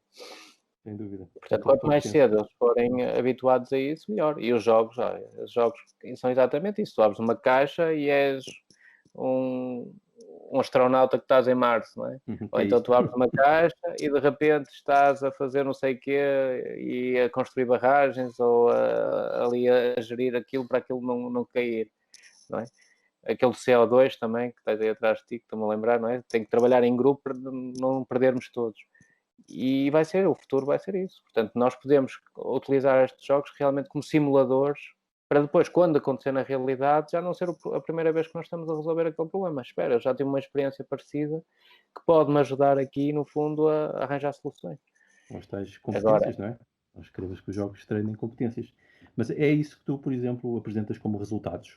Ou seja, tu tens de ter resultados para apresentar sobre isto, senão não poderias continuar o teu trabalho. É o quê? É as competências? Sim. Como é que tu... Que resultados é que tu tiveste para apresentar às pessoas? Os resultados, e aqui isto é quase como ao futebol, não é? Chega ao fim de semana e tu tens de ter resultados, não é? Os meus avaliadores são as crianças, que é ótimo, não é? Porque se as crianças estiverem a gostar, a lógica do pai, essa criança está a gostar, eu também gosto. E eles estão felizes, portanto, ao ter a dinâmica a ser bem feita e as crianças envolvidas, aquilo, para quem está na área de educação, olha para a sala e vê que está ali a haver uma dinâmica, que está a haver ali uma magia, então eles confiam. Agora, o que é que eu noto e tenho notado ao fim destes anos todos? É que as crianças, por exemplo, se for extracurricular e as crianças só as que pagam é que estão no xadrez, as educadoras vêm ter comigo e dizem, olha, de facto, ali o Joãozinho, na questão destes processos que eu depois faço com os blocos lógicos, com o Cuisinero, ou mesmo com a parte que eles já querem pô-los a fazer, quando querem prepará-los já para ir para a primária, que já têm que fazer operações simples, eles estão muito mais à vontade para fazer esse tipo de exercícios que os colegas que não tiveram essa experiência antes. Portanto, quer dizer que houve ali um desenvolvimento de competências e eu tenho esse feedback da parte das educadoras. E depois o que acontece é que eu tenho uma grelha, no fundo, de objetivos e eu consigo ver quem é que são as crianças que conseguem ou não. Os pais também acabam por ser avaliadores também que vão me dando feedback. Porquê? Porque eles veem que as crianças depois vão para casa, querem ensinar e veem que aquilo está a acontecer. Ou seja, que as criancinhas pegam no tabuleiro de xadrez, que aquilo de repente metem 16 peças, estamos a falar de 16 peças no sítio, que já sabem que cada peça tem um movimento para andar e um movimento para capturar. maior parte das vezes é igual, mas o peão, por exemplo, é diferente. Portanto, na prática, eles conseguem ver que a informação está a ficar. Depois, o que é giro? Que muitas vezes, por exemplo, que eu faço muitas vezes um jogo de xadrez, olha, joga este cavalo para aqui, eles jogam e eu pimbas, capturo-lhes. Eles, então, tens que pensar. Estás a jogar com alguém, se ele te disser para fazer uma coisa, tu fazes, e eles ficam sem olhar para mim. E isto é assertividade. E os pais dizem, ele realmente agora já me responde assim, eu respondo assado. É assim, eu não tenho a parte que eu gostava, que eu ainda me inscrevi ali na Universidade de Coimbra, na altura, que eles têm lá o laboratório de jogos com a professora Ana Cristina, para pôr isto no papel, mas rapaz, não tinha tempo. Entretanto, cresceram-me também, tenho 2 pequenitas e o tempo não dá para tudo, mas gostava de pegar e ter lá as hipóteses nulas e ter lá os testes de tudo isso direitinho, porque Se realmente calhar dava outros sumos. ainda pode acontecer, quem sabe, não é? Eu espero que sim, eu espero que sim. Eu espero que um dia consiga, no fundo, mostrar em números, não é? Os académicos também vão muito a esta parte dos números, que é importante, não é? Para nós dizermos, olha, existe aqui esta correlação, houve aqui este efeito e isto deu isto. Mas, mais do que isso, o que me importa até é ver que a criança um dia vai crescer e que este tipo de intervenção ajudou-a para o seu dia-a-dia. E isso eu vejo acontecer muitas vezes. Vejo que crianças que muitas vezes me aparecem na sala e eu digo, olha, joga uma peça, eles estão ali 5 minutos porque não têm confiança para mexer numa peça, muitas vezes. Têm medo. E no fim desse ano eles já estão a mexer, já estão a ensinar, já estão a dizer o que é que têm que fazer. E tu vês que, ok, ele apareceu assim neste estado e agora ele está assim. Portanto, isto aqui correu bem. Não quer dizer que tenha sido só comigo, e eu digo isto muitas vezes, toda a equipa, não é? As crianças estão ali no sistema e toda a equipa fomentou, mas o facto de eu ir falar muitas vezes com o educador, olha, o menino é assim, que tipo de estratégia está a usar, e uma pessoa depois vai conversando, e a equipa a trabalhar de uma forma multidisciplinar conseguir que realmente aquela criança floresça e consiga fazer mais do que fazia antes de estar comigo. E isso nota-se. Os pais muitas vezes vêm conversar comigo, vêm-me dar os parabéns, porque de facto eles conseguem coisas incríveis. Mas eu digo-lhes, mais do que os parabéns meus, é os parabéns também dos pais, porque eu só consigo fazer isso se a matéria-prima for boa. E se as condições para o fazer for boa. E muitas vezes é isso, as crianças são realmente boas. E para quem trabalha com crianças, de vezes eles são última geração, não é? Eles são O último o modelo. último modelo, aquele processador, puxa, não tenhas dúvidas que o processamento que eles fazem na cabeça deles comparado com o que nós fazíamos está a anos de luz do que nós fazíamos. Eles são muito, muito bons. Agora, o que eu digo muitas vezes é que o sistema educativo depois introduz aquelas aplicações do Nokia, o joguinho da cobra ou aquela Pois. calculadora do Nokia, e eles ficam entediados, porque realmente os processadores deles são muito bons. Quer dizer que a matéria-prima que está a chegar é ótima. Agora, nós temos é que criar as condições para fazer com que a máquina desenvolva. Porque muitas vezes tu até podes ter, não é? Podes ter uma árvore espetacular, então a árvore já está ali impecável, a matéria-prima é boa, mas metes num vaso, aquilo não tem para onde ir com a raiz, passado algum tempo aquilo murcha, não tem para onde ir. E na educação há uma simbologia muito, há aqui uma analogia muito grande com a parte da agricultura, porque de facto aquilo é igual. Eu acredito vivamente, se nós pegarmos neles pequeninos e tratarmos deles como se trata de uma semente direitinhos e criarmos as condições para aquilo andar, muitas vezes até parece que a semente não vai dar nada, mas passado um bocado tu olhas para o vaso e aquilo cresceu. Porque todo o trabalho que tu tiveste antes acaba por dar resultados. E é isso que eu vejo. Não tenho números, Uhum. volto a prestar que não tenho números, mas tenho a parte prática, eu vejo como é que eles ficam e como é que eles são. E tenho o feedback da parte dos professores, dos projetos que continuam a apostar em mim e dos pais, que ficam todos contentes. Que também é importante esta parte. Sem É dúvida. muito importante que os pais olhem para os filhos, muitas vezes, eu não achava que ele era capaz disto. Eu, pois, mas aí é que se calhar é que está o problema, pai. Se você não acredita que ele é capaz de fazer isso, ele vai acreditar em si. Muitas vezes nós temos que pensar exatamente ao contrário, ou seja, eu tenho é que lhe dar condições para ele ir o máximo que puder. Porque se nós começamos logo a dizer, e isso acontece muito, não faças isso, tu vais cair, não. O que é que começa a entrar naquela cabeça? Não, eu não consigo, eu vou magoar, não, não, não, e entra ali aquele mindset, não é? Como diz a Carol Dweck na teoria do mindset. Depois, para desconstruir esse mindset é muito mais complicado, dá muito mais trabalho. E aliás, e tu com os jogos tens essa vantagem que são aquelas arenas em que tu podes testar sem consequências negativas do erro, não é? Tu podes ir Exatamente. criando essa Aliás, o erro confiança, é não é? fundamental. E aprendes com o erro. Eu, eu cultivo o erro. Uhum. Eu cultivo o erro. Eu quero que eles errem. Eu só consigo intervir se eles errarem, porque se eles estiverem a fazer tudo bem, eu não estou a fazer nada. É exatamente quando acontece o erro que é a parte em que eu vou intervir e vou retificar, porque o erro, o que é? Isto aqui, se fosse o jogo de futebol, é alguém que dá um pontapé na bola e a bola vai para longe. Portanto, tu consegues ver que a parte técnica não está a ser feita direitinho. Portanto, é ali que tu tens que intervir. E nesta parte da mente, muitas vezes a dificuldade é essa, não é? Eu não sei como é que eles estão a pensar, não sei como é que eles estão a assimilar a informação, se é que estão a assimilar a informação. É através dos atos e dos comportamentos que eles têm que eu consigo avaliar se realmente ele está a fazer o processamento cognitivo que eu quero. E então o erro é a melhor coisa que me pode acontecer, porque no fundo é aí que nós aprendemos, tal como nós. Não é? Se nós errarmos, o importante é depois ter a consciência do erro, que muitas vezes também não acontece, mas ter essa consciência e dizer, ok, vamos analisar aqui este processo, deixa ver em que parte é que posso melhorá-lo. E é aí que nós crescemos. Não é? A partir do momento em que nós detectamos o erro, nós dizemos, ok, aqui agora, em vez de fazer assim, vou fazer assim, deixa ver o que é que vai dar. Se tiver alguém que te diga logo o caminho, acaba por ser mais fácil. E se calhar não Portanto, aprendes é um nada. trabalho que os ingleses chamam de mentoring, não é? Ele estar ali a orientar e mais do que dar a resposta, até fazer perguntas, não é? Aquelas perguntas em voz alta, para as crianças também começarem a ter essa voz a funcionar, que é why, porque é que isto aconteceu assim? Deixa eu ver, vou analisar isto, vou analisar aquilo.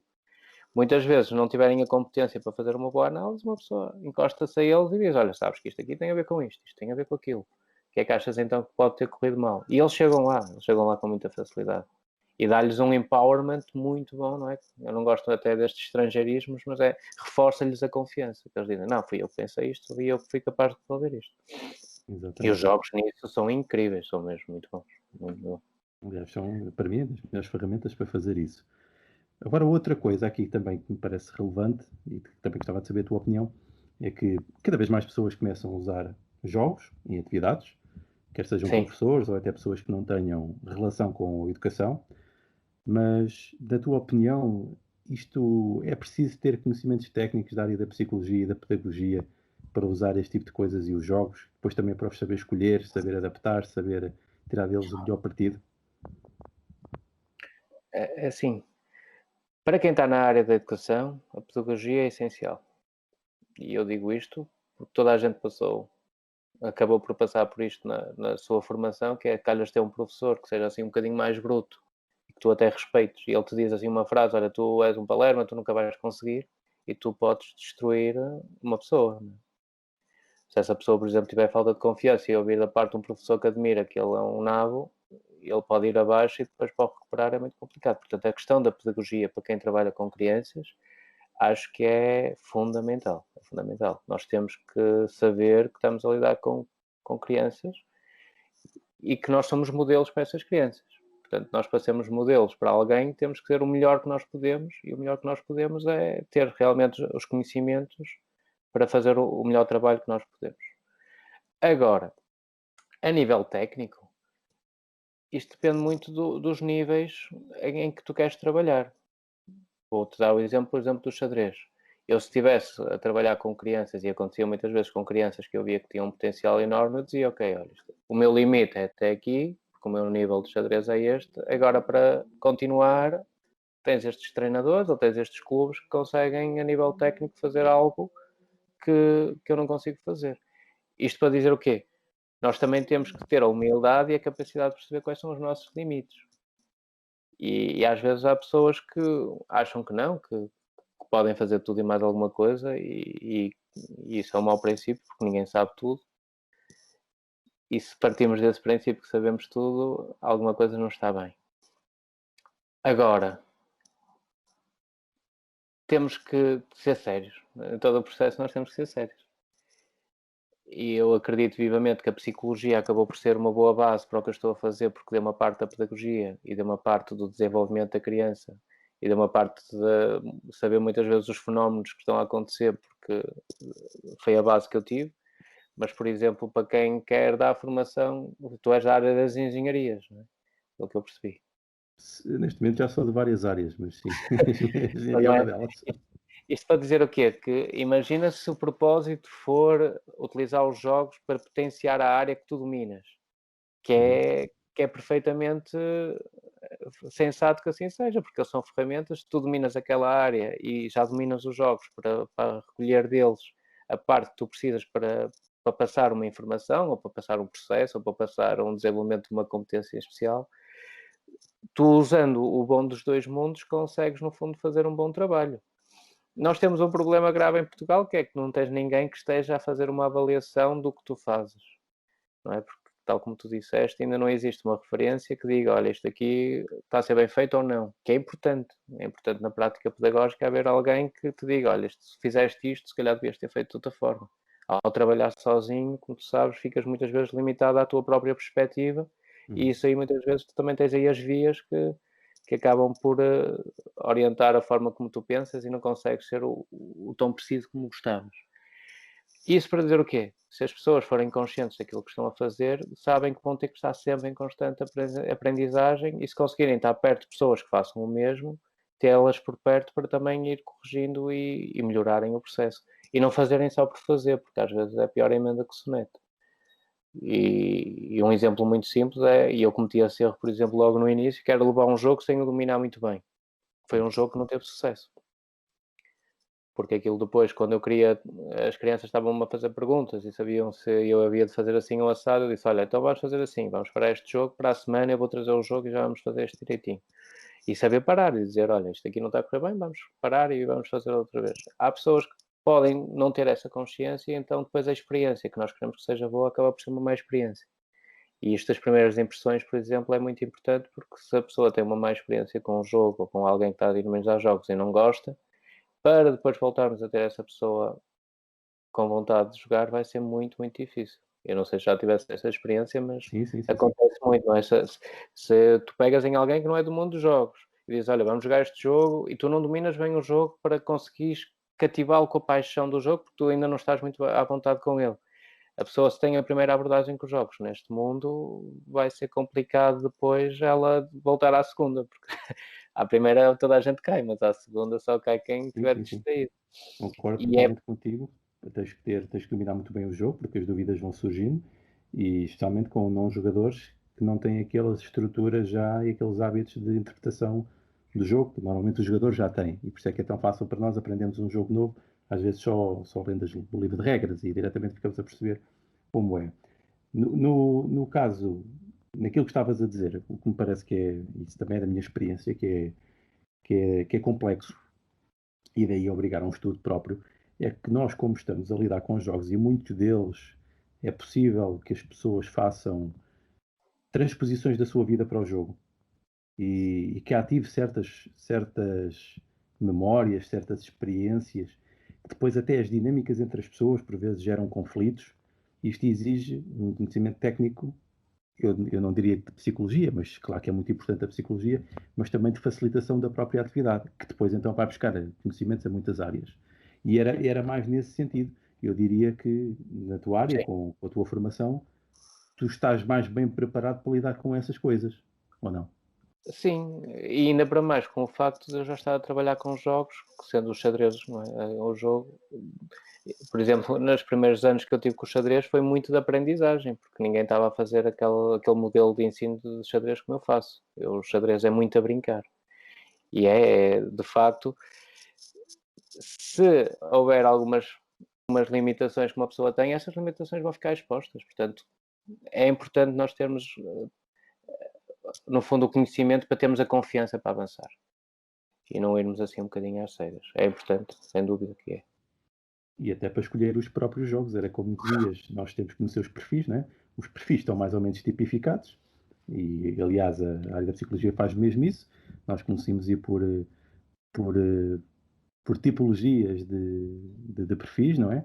E nós conseguimos, depois se conseguimos aliar isso ao conhecimento dos jogos, nós conseguimos perceber que jogo é que é mais adequado para cada tipo de perfil e conseguir adequá-lo. Portanto, se calhar aqui é uma conjugação do conhecimento técnico do Sim, comportamento humano com o conhecimento técnico dos jogos. sem dúvida. E nunca se esqueça que nós, quando vamos para uma coisa destas, e tu sabes muito bem, tu tens objetivos pré-definidos, não é? Tu tens um plano de ação. Ora bem, eu quero fazer isto, eu quero promover aquilo, quero desenvolver aquilo. Portanto, tu tens nomes para aquilo que tu vais fazer, que é o que eu acho que separa muito o trigo do joio. Tu, quando estás a utilizar um recurso para chegar a um fim, tu tens consciência do que estás a fazer. E muitas vezes, quando nós fazemos as coisas só por fazer, nós não temos nenhum plano, nós estamos a seguir um caminho à sorte. E eu acho que é esse o mal, é quando nós fazemos as coisas sem termos o plano bem definido para sabermos o que é que nós podemos fazer ou não. Para fazer esse caminho é preciso tu teres o conhecimento, quer dos jogos, quer daquilo que tu queres explorar e promover. E isso implica estudo, implica sempre muito estudo e muita prática para fazeres isso bem feito. Exatamente, isso é a aplicação prática dos serious games, não é? É Tu tens de isso, ter um objetivo é isso. Um ou definido, vários. ou muitos, sim, ou muitos, e alguns até podem surgir inesperados Sim, para tu depois avaliares. Isso aqui também é importante ter essa, daí eu ter referido esse conhecimento técnico do facilitador. O facilitador tem de ser uma pessoa flexível para sim, sim. conseguir compreender aquilo que está a fazer e levar depois as pessoas a refletir sobre a atividade que tiveram a fazer. Mas é como dizes, nos serious games, e tens que dominar os conteúdos, tens que dominar o game design, tens que dominar o comportamento humano, mas tens de ter um objetivo acima de tudo, não? Senão o Sim. jogo é uma brincadeira e não é bem isso que se quer. Quer-se que seja divertido e que seja lúdico, mas não pode ser uma coisa simples estruturada, né? E é o que tu dizes, é o que tu fazes, né? Tu basicamente usas isto para treinar as competências e colocar as crianças a pensar, só que depois usas muitas ferramentas e abordagens. Isso, exato. Isto é como eu digo muitas vezes às crianças quando elas têm que elaborar, por exemplo, um plano de jogo, que é importante no xadrez teres um plano, mesmo que aquilo não funcione, qualquer plano é melhor do que nenhum plano. Que é, imagina o plano para ir para casa. Como é que tu fazes? Vou assim, assim, assim, pronto. Tens um plano, tens um caminho. Mesmo que depois aquilo apareça alguém pelo caminho, tu sabes que podes adotar outra medida para ultrapassar aquele obstáculo. Mas o plano é essencial. Se não tiveres nenhum plano, imagina que queres ir para casa sem nenhum plano, o que é que acontece? Não é? Vais andar perdido, ou vais demorar muito mais tempo a chegar ao sítio onde queres porque tu não definiste os pontos onde tu querias chegar. E isso aí também é algo que se pratica no xadrez, e agora com estes jogos também, que é, o jogo correu assim, por exemplo, uma criança que joga e perde, que acontece muitas vezes, e nós temos que lidar com a questão da frustração, que às vezes em algumas crianças é complicado, eles não são educados desde pequeninos a lidar com a frustração. E também tem um projeto de educação emocional que, por exemplo, é só isso, é focar só mesmo esta parte emocional. É importante que a criança perceba que essa frustração é essencial para o seu crescimento. Mas tu não vais dizer isso assim por essas palavras que ela vai ficar a olhar para ti e vai dizer sim, sim. Não, tu tens que entrar com ela, tu tens que acompanhá-la nesse processo de frustração. Aquilo é tipo uma tempestade, dar-lhe a mão e dizer ok, isto aqui faz parte, vamos ver agora o que é que correu bem, o que é que correu mal, o que é que tu podias ter feito, o que é que não podias ter feito. E é essa parte de mediação, por exemplo, a psicologia me deu, que tem sido uma mais-valia, por exemplo, para muitas crianças que não gostavam de perder, agora aceitarem essa perda com mais naturalidade. Agora, imagina uma situação em que alguém perde e o professor ou quem está a mediar este tipo de situação não quer saber e deixa-o ficar ali, por exemplo, naquela frustração em que até pode gerar agressão, que há a teoria da frustração-agressão, em psicologia muito conhecida. Aquilo perde-se o controle, não é? Se nós não o acompanhamos naquele estado emocional em que ele está, aquilo pode-se perder o controle. Portanto, é importante que as pessoas também percebam o que é que está a acontecer, como tu disseste muito bem, e que tipo de estratégias podem adotar para ajudar a facilitar a resolução daquela situação. Quem não faz isso vai aprender, muitas vezes aprende da pior maneira, que é pela experiência, não é? Porque aquilo depois não corre bem e as pessoas transpiram. Que aquilo depois de vez em quando perdem e quando parte para a agressão, nunca me aconteceu porque são pequeninos, mas com os mais velhos, se aquilo não for uma coisa bem mediada, bem resolvida, pode gerar mesas a voar, pode componentes a voar, depois as pessoas são imprevisíveis, tu não consegues prever como é que uma criança vai lidar se aquilo correr mal. E depois imagina que há alguém que faz uma batota, que às vezes também acontece. Pois, pois. Como é que as pessoas lidam com essa questão da batota? Como é que nós vamos falar com a pessoa que fez batota e tentar perceber se ela faz sempre isso ou se foi só ali? Portanto, toda a nossa experiência acaba por vir ao de cima, Miquel. Toda. Quer a experiência académica, quer a experiência profissional, quer a experiência de vida. Tudo que tu és, depois vais utilizar para fazer o melhor que tu sabes. Mas é preciso ter essa consciência. E essa consciência consegue-se, no fundo, com muitas horas. Não é? Tens que ler muito, não é? Como se costuma dizer. Pois, E mesmo aliás, depois de ler muito, chegar à espelho e dizer, não, amigo, tens que ler mais. pois, chegar à Quanto mais conclusão que sabemos pouco. é sempre, quanto mais tu sabes, não é? Quem está nesta área de tentar saber sempre mais, vê que, puxa, tu abres uma porta e vês um mundo, puxa, agora Nunca mais acaba. tenho que saber isto. Com uma cena que mexe um bocado comigo, não sei se mexe contigo, que é, eu, por exemplo, eu gosto muito desta parte dos jogos para crianças, mas custa-me olhar para os jogos como vocês têm, os jogos mais para adultos, e dizer, opá, eu não tenho tempo para estar a pegar nestes jogos. E gostar até de investir mais e saber mais sobre estes jogos, mas como eu estou, no fundo, a trabalhar com jogos com crianças, eu tenho que investir mais o meu tempo e a minha investigação nesta parte mais para pedagógica e mais de educação. Mas eu vejo muitos jogos que fico a olhar para eles e fico a babar. Tens que tomar uma decisão, tens de tomar muitas decisões assim na vida, mas Pois é agora complicado. ficar especialista de uma coisa, tudo o resto vais ter que deixar para trás. E se É calhar são coisas complicado. que também ias gostar muito e tu tens que estar a andar. Essa é a nossa cruz, no fundo, não é? Quando és especialista, depois muita coisa acaba por ficar para trás.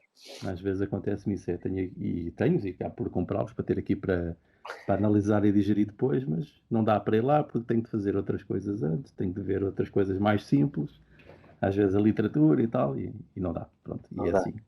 Não, o facto de estás, por exemplo, num meio, e tu se calhar estás, mas se tivesses mais pessoas nisto, é que elas até já viessem com uma parte gerida, dizer, olha, já estive a ver e já sei que isto é assim até aqui, e tu ganhas ali algum tempo a estar com alguém porque ele já Sim. entrou numa parte do jogo, isso era ótimo. Mas eu não tenho, infelizmente.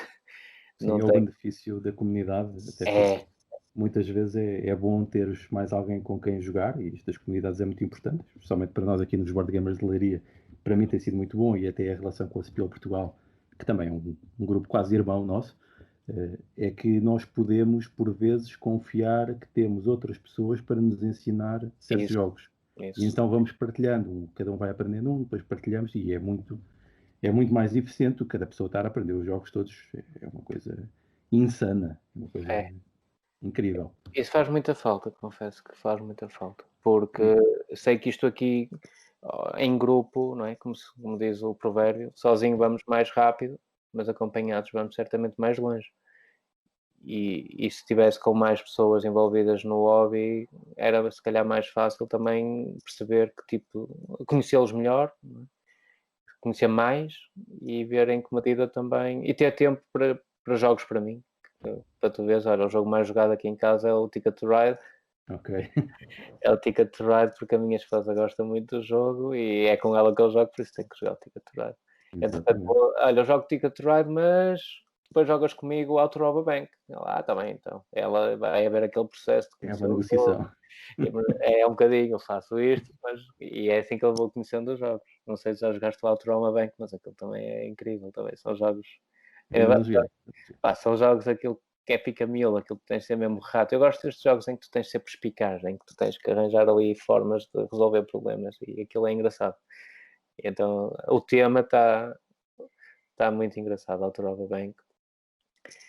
Mas voltando aqui ao conhecimento, como é que tu costumas adquirir conhecimento para as tuas atividades? Ok. A Quais são as nível dos bases? jogos de tabuleiro, a nível de jogos de tabuleiro modernos, não é? Porque os jogos de xadrez é outra coisa. Mas a nível dos jogos de tabuleiro modernos, tenho vivido muito na tua fonte. Muitas vezes à noite ponho-me aqui a ver os teus videozinhos e vou aproveitando muito do que tu acabas por nos ensinar através do teu canal. Mas eu sou Também, altamente falível, cuidado comigo. mas lá está, como eu estou num nível que é para crianças, Não há problema. acaba por ser um nível assim mais baixo. Portanto, o que tu me dizes chega bem para o que eu preciso fazer. Mas, por exemplo, também na altura que eu estive em Braga, conheci a Núria, da Associação Afim em Espanha, e ela também tem muito trabalho, até ligada à área da psicologia, que também vou lá buscar muita coisa. E depois tenho-me aparecido muitos. Eu estou naquela base de dados que é a academia, e aquilo de vez em quando chega-me lá, eu tenho lá os meus filtros e aparecem-me alguns artigos de pessoas que estão a fazer trabalhos aqui e ali, lá está coisas muito esporádicas, que eu leio o resumo, se aquilo me interessar, depois leio um bocadinho mais a fundo e vejo se aquilo são práticas que eu posso utilizar no meu dia a dia. Mas são coisas muito autodidatas. São pegar, aliás, tu deste a referência do lado do Rules of Play, mas aquilo é uma bíblia e é muito complicado ter o tempo para ler aquilo, embora eu sei que aquilo poderia ser uma mais-valia, especialmente a nível da parte mais do design e das mecânicas de jogo. Eu aí vou buscar muito ao Board Game Geek, aquilo, se tu procurares, tens lá uma lista de mecânicas e tipo uma vez por outra vou lá, deixa-me ver agora qual é esta mecânica, e especialmente quando tenho os jogos à mão, gosto de saber quais são as mecânicas que eles têm e depois, quando não as conheço, vou lá fazer uma exploração mais a fundo da mecânica, o que é que ela faz, o que é que ela não faz, o que é que ela poderia potenciar. Depois o que eu faço, o trabalho que eu faço é, ok, esta mecânica é boa para isto, esta mecânica é boa para aquilo. Eu costumo dizer muito aos meus pais que isto agora dos jogos de tabuleiro é quase como uma farmácia. Não é? Que tu estás constipado, então toma lá a aspirina, que isto resolve. Mas, por exemplo, a minha criança tem problemas de memória. Aí tem, então tem este jogo aqui, este jogo aqui, este jogo aqui, experimento. Porque tu podes fazer isso, tu podes olhar para jogos, tu que estás dentro dos jogos sabes perfeitamente que tu tens jogos específicos para competências diferentes. E quando tu começas a conhecê-los, começas a dizer, ok, olha, este jogo é bom para isto, este jogo é bom para aquilo, consegues fazer algumas recomendações que preenchem algumas lacunas que às vezes tu precisas de colmatar. Eu vejo isso muito, por exemplo, no xadrez, às vezes tem uma criança que não consegue pensar para a frente. Joga muito por impulso e não é capaz de ser ponderado. Então, se calhar, se eu pegar numa mecânica de um jogo que implica alguma reflexão, ele ao treinar a reflexão ali naquela mecânica, naquele jogo, depois na parte do xadrez, ele já tem consciência do que tem que fazer a nível de processo e faz isso no xadrez. E é esse muito do conhecimento que eu vou à procura, é isso, é saber quem é que está a fazer isso e onde. E a Núria, por exemplo, ela faz um trabalho muito bom nesse sentido, que ela tem lá o projeto de neuropsicologia, e ela já faz muito isso, ela já consegue ter lá uma base de dados dos jogos para isto, jogos para aquilo, e é uma boa fonte de conhecimento. Sem dúvida, sem dúvida. Sabes quem é a Núria? Conheço. Okay. Até já estive a ver uns artigos dela em revisões, mas pronto, não posso falar muito sobre isso. Eu gostava muito de ir à Espanha, fazer lá uma temporada com ela, vê-la trabalhar e tudo, mas lá está, quer tempo e para já ainda não tenho esse tempo, mas é uma das coisas, um must-do que tenho que fazer no futuro. Eu acho que esse conhecimento ainda não está bem estruturado e, de facto, principalmente as universidades. Eu diria que nas universidades seria o melhor sítio para começar a estruturar este tipo de coisas e começar a fazer alguma oferta formativa sólida, consolidada, para quem quiser já usar este tipo de jogos e as abordagens dos jogos no geral para realmente estes usos mais sérios. Mas acho que ainda não existe. Okay. Mas quem sabe no futuro. Quando souberes, diz-me. Vai existir. Pelo menos eu ando a tentar fazer por isso. Fazes muito bem, porque de facto é essencial. Eu não sei se tem que ser na academia, embora a academia tenha o prestígio e as pessoas normalmente dão-lhe o benefício da dúvida do que é lá feito é bem, e é essa, no fundo, a finalidade que eles têm. Mas lá está, eu sei e sigo um bocadinho a linha do Ken Robinson, que é mais do que às vezes a teoria, a prática é importante. E muitas vezes descuidamos também o facto de não está ligado à academia, portanto não é bom. Não é bem assim. Eu acho que há pessoas que depois também conseguem fazer trabalhos bons dentro da experiência que têm, dentro da formação que têm, e que não estão ligados à academia ou porque não gostam, ou por excetos da vida que não acabam por não conseguir. É importante estar atento a tudo. E a academia, eu acho que tem uma responsabilidade acrescida, porque devia abrir as mentes, e eu, com a experiência que tive, senti-me defraudado nesse objetivo, que é mais do que nos formatar para sairmos de uma forma, não é? O ensino superior, sendo um ensino superior, devia ser um ensino fora de série. E a experiência que eu tive era muito de sebentas, a psicologia era um curso muito teórico, e eu, gostando da psicologia social, que é uma psicologia muito experimental, não tive a experiência que eu queria a nível de ensino, portanto, eu fiquei assim, em relação à academia, um bocadinho pé atrás, pode-se dizer assim. Mas, se aparecer uma coisa que eu acho que realmente vale a pena, sou dos primeiros a lá estar. Mas acho que devíamos apostar mais na prática. Mesmo a nível da academia, mais prática. E muitas vezes temos que errar na prática. O erro é importante, que também é algo que eu noto que na academia muitas vezes não se dá o valor ao erro que se deve. Nós, para arriscarmos, não temos que ter medo de errar, porque quem tiver medo de errar não sai do sítio. E na academia também muitas vezes nota-se que aquilo não tem que ser perfeito. Não tem que ser perfeito. As coisas que nós fazemos não têm que ser perfeitas, nunca vão ser perfeitas à primeira. Basta só fazer um cozido à portuguesa que nós vemos que aquilo não vai ser perfeito à primeira. Aquilo depois nós vamos apurando e ajustando conforme a prática. E muitas vezes o que acontece é que realmente há projetos que começam com a prática, muitas vezes começam mal, mas se tiverem depois o bom senso e a humildade para aprenderem com outros intervenientes de outras áreas, que eu acho que também é algo que nós devemos puxar muito para o hobby, que é pessoas de diferentes áreas, para bebermos também da fonte e do conhecimento que eles têm, para fazer com que isto realmente consiga ter o potencial que eu acho que deve ter, que é um potencial enorme, não só para a parte da educação, mesmo para a parte empresarial.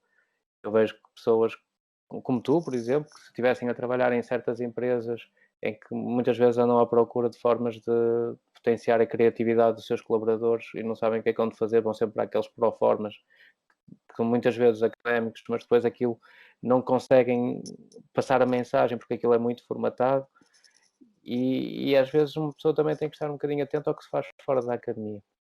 É isso que eu queria dizer. Eu concordo contigo.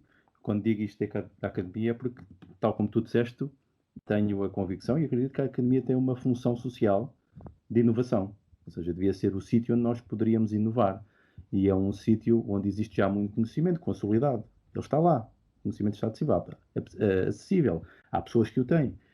Mas realmente existe alguma inércia para conseguir fazer algumas destas inovações, mas depois depende de instituições para instituições, e eu acho que as instituições neste momento já estão a perceber que não podem ser inertes como eram antigamente.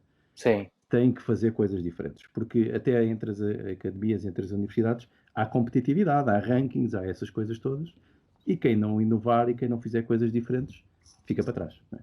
Portanto, sim, mas lá está, pensando que nós estamos agora a potenciar as crianças para daqui a uns tempos serem adultos assertivos e que pensem nas coisas. Se uma pessoa tiver a ter um serviço de educação em que não veja a mais-valia que está a pagar, as pessoas desistem. E já começa a acontecer isso um bocadinho com esta nova geração que está a entrar nas universidades. Ainda ontem estava a ver uma notícia de alunos que deixaram de pagar e de continuar a estudar na academia porque eram cursos práticos e com isto da Covid começaram a ter ensino à distância e não viram a mais-valia do curso porque deixou de ter a componente prática. Portanto, o que se nota é que as pessoas também já não são como nós éramos. Nós éramos aquele alunozinho que sentava ali na cadeira e que aquilo vinha e tínhamos que aguentar porque era o caminho que tínhamos que fazer. Agora estas crianças já têm uma forma nova de pensar. Se aquilo não tiver a ser o que eles acham que deviam ser, são os primeiros a dizer que aquilo se calhar não vale. E eu acho que é isso que no fundo está a motivar as academias também a mudar. Porque eles começam a perceber que o público que lhes está a chegar não era o público que chegava há 20 ou 30 anos atrás. E é importante que assim seja, Miquel. É importante que eles se adaptem. Como eu digo, o ensino superior devia ser um ensino de referência. Devia ser um modelo para todo o sistema de ensino. Não é? Numa lógica de o que se faz cá em cima, depois dá o exemplo para baixo. E quem passou o ensino superior como eu passei, tu nem acesso aos exames tinhas. Portanto, chegavas à pauta, tu tinhas a nota, se tu querias reclamar a nota, muitas vezes tinhas ali uma batalha para bater porque eles não te queriam mostrar o exame. nem valia a pena. Era para te chatear, sabes? Que aquilo depois era uma luta, e se fosse um dinossauro, então tu ficavas ali um fóssil, porque eles tinham o poder, para te complicar a vida. E isso é algo que eu acho que no ensino superior está mal. Eu sou muito franco, porque se há sítio onde havia de haver transparência, onde havia de haver partilha, onde havia de haver cooperação, quer entre os professores e alunos, quer entre as diferentes instituições, é no ensino superior. E lá está, esta questão dos rankings, esta questão das mais-valias, não ajuda em nada este tipo de caminho.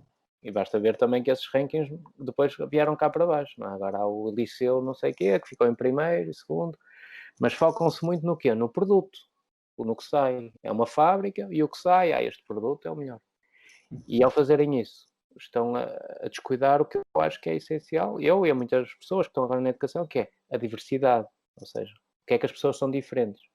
Nós só conseguimos o que conseguimos porque cada um tem uma cabeça e cada cabeça é um mundo que consegue fazer coisas incríveis. E se nós descuidarmos muito e não dermos valor a esta parte da diversidade, se não fizermos coisas novas para termos os alunos curiosos, e se não dermos valor ao que eles fazem de novo, não é? Porque às vezes eu lembro de de fazer exames em que eu fazia uma coisa que fugia um bocadinho àquela linha do que o professor queria e aquilo era um risco e ele voltava para chatear porque eu estava a divagar e aquilo divagar não quer divagações, aquilo tinha que pôr era o que era. Isto é psicologia que até tu tinhas ali alguma margem para até teres ali uma reflexão pessoal ou não. Isto para dizer que muitas vezes há pessoas que são fantásticas, que conseguem fazer coisas incríveis, mas como não estão neste sistema que está montado em cima desta forma, muitas vezes são postas de lado e começam a acreditar que não são capazes e que não conseguem, quando no fundo eles até podiam ser fora de série na área diferente daquela que estava. E aí o livro do Ken Robertson, né, a questão do elemento e o exemplo que ele dá logo daquela coreógrafa, que era uma criança com necessidades educativas especiais, e um médico teve a sorte de ter um médico a dizer não, ela não precisa de uma escola, ela precisa de uma escola de dança, porque ela é uma dançarina. E enquanto a educação não der valor a estas partes, não é? Qual é o valor que nós damos em Portugal à cultura? Vemos agora com esta questão da Covid, como é que as pessoas estão? As pessoas estão... A cultura... Mas no fundo, o que é que nos entreteu durante a Covid? Foram os filmes, foram as músicas, foi todos estes conteúdos que são feitos por pessoas da cultura. Mas qual é o valor que lhe damos? E é importante que isto mude. E muitas vezes, se não muda em cima, tem que mudar em baixo. E é o que está a acontecer. É o que está a acontecer. A nota que está a acontecer é que, como agora começa a haver muitas instituições privadas que têm, assim, coragem, que tem que se dizer uma coisa, têm coragem para avançar projetos diferentes, o que acontece é que o output é diferente, as crianças são diferentes. E depois, quando elas estão no mecanismo que aconteceu já, que a criança depois vai para o público e os professores têm aquela maneira de ser e elas começam a entrar em choque com o professor. Porque ele responde ao professor. E o que é que ele disse? Porque tem que ser assim. Porquê? Porque sim. Mas porque sim não é a resposta. E, não é? Porque no fundo a criança não está errada, porque sim não é resposta para nada, mas muitas vezes os professores ainda têm essa coisa, porque é assim, o caminho é este, tem que seguir isso. E não é, nós temos é que ampliar e aproveitar o que é que cada um tem de diferente, mais do que pôr de lado, não é? Aproveitar o que cada um tem de diferente para potenciar. Nós somos 10 milhões.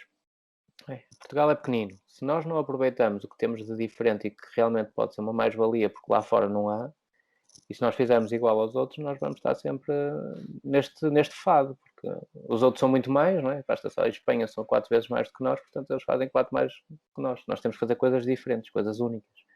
E a educação tem que se adaptar a isso. Isso é que eu digo que no ensino superior é que isto, acho que deve começar por aí, é o sítio onde se deve apostar, porque para já é mais flexível e porque se tem que ser inovador, se não for inovador não faz muito sentido, não é?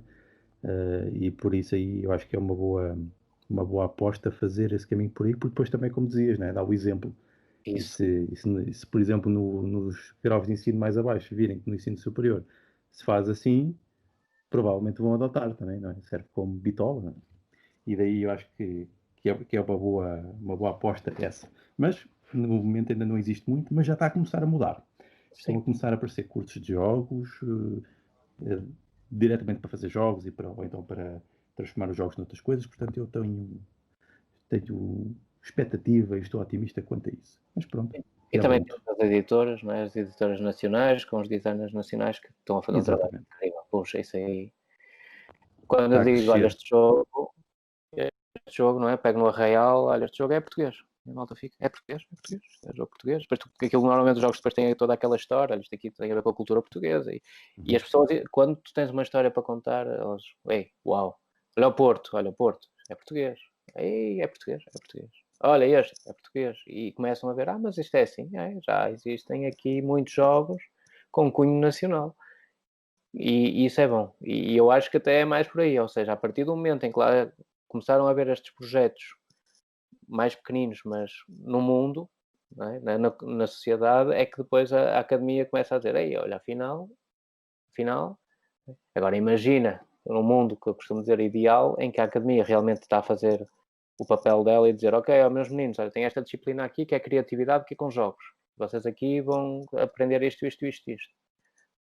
Depois isso aí, sim, isso aí depois vai dar asa para que saiam pessoas que até possam ir enriquecer estas equipas de trabalho que já estão no mundo empresarial. Olha, eu fiz este curso assim e aprendi isto assim, então nós estamos a precisar de alguém com estas qualificações para desenvolvermos aqui um jogo fora de série. Já vem com essa formação, é muito mais fácil depois engatar. Pois, ou até para melhorar o processo produtivo da empresa, do que for. Sim. Né? Esse aqui é o grande luta, acho eu. Essa Em tudo, coisa imagina, escolas para de tudo, gestão, para escolas de tudo. gestão, não é? Olha, para fazer gestão deste tipo de ramo, ou um ramo em que tu tens que ir ao pormenor dos componentes, ir ao pormenor do que e tens que agradar, que as pessoas depois, se os componentes não forem tão bons, se calhar já não vão gostar tanto do jogo. E chegar ali a um equilíbrio. Portanto, a gestão é uma gestão diferente. Na parte do design também, olha, os designers estão habituados a isto, olha, mas já é este design há uma área que é de jogo, e no jogo nós também temos estes exemplos, não é? E temos pessoas aqui em Portugal que fazem coisas fora de série, que deviam estar claramente a partilhar aquilo que sabem, porque eles não vão estar cá para sempre, e têm que deixar quem que depois siga com o trabalho. Pois, e não há muitas coisas escritas, nem muitos registros E isso, para partilhar, isso é depois um problema. e não estamos cá para sempre, que é uma das coisas que às vezes nos esquecemos, nós não estamos cá para sempre. Que é aí que eu acredito que a partilha e a cooperação tem que existir, e na educação vai ter que existir, porque senão as coisas, quando as pessoas forem, aquilo perde-se.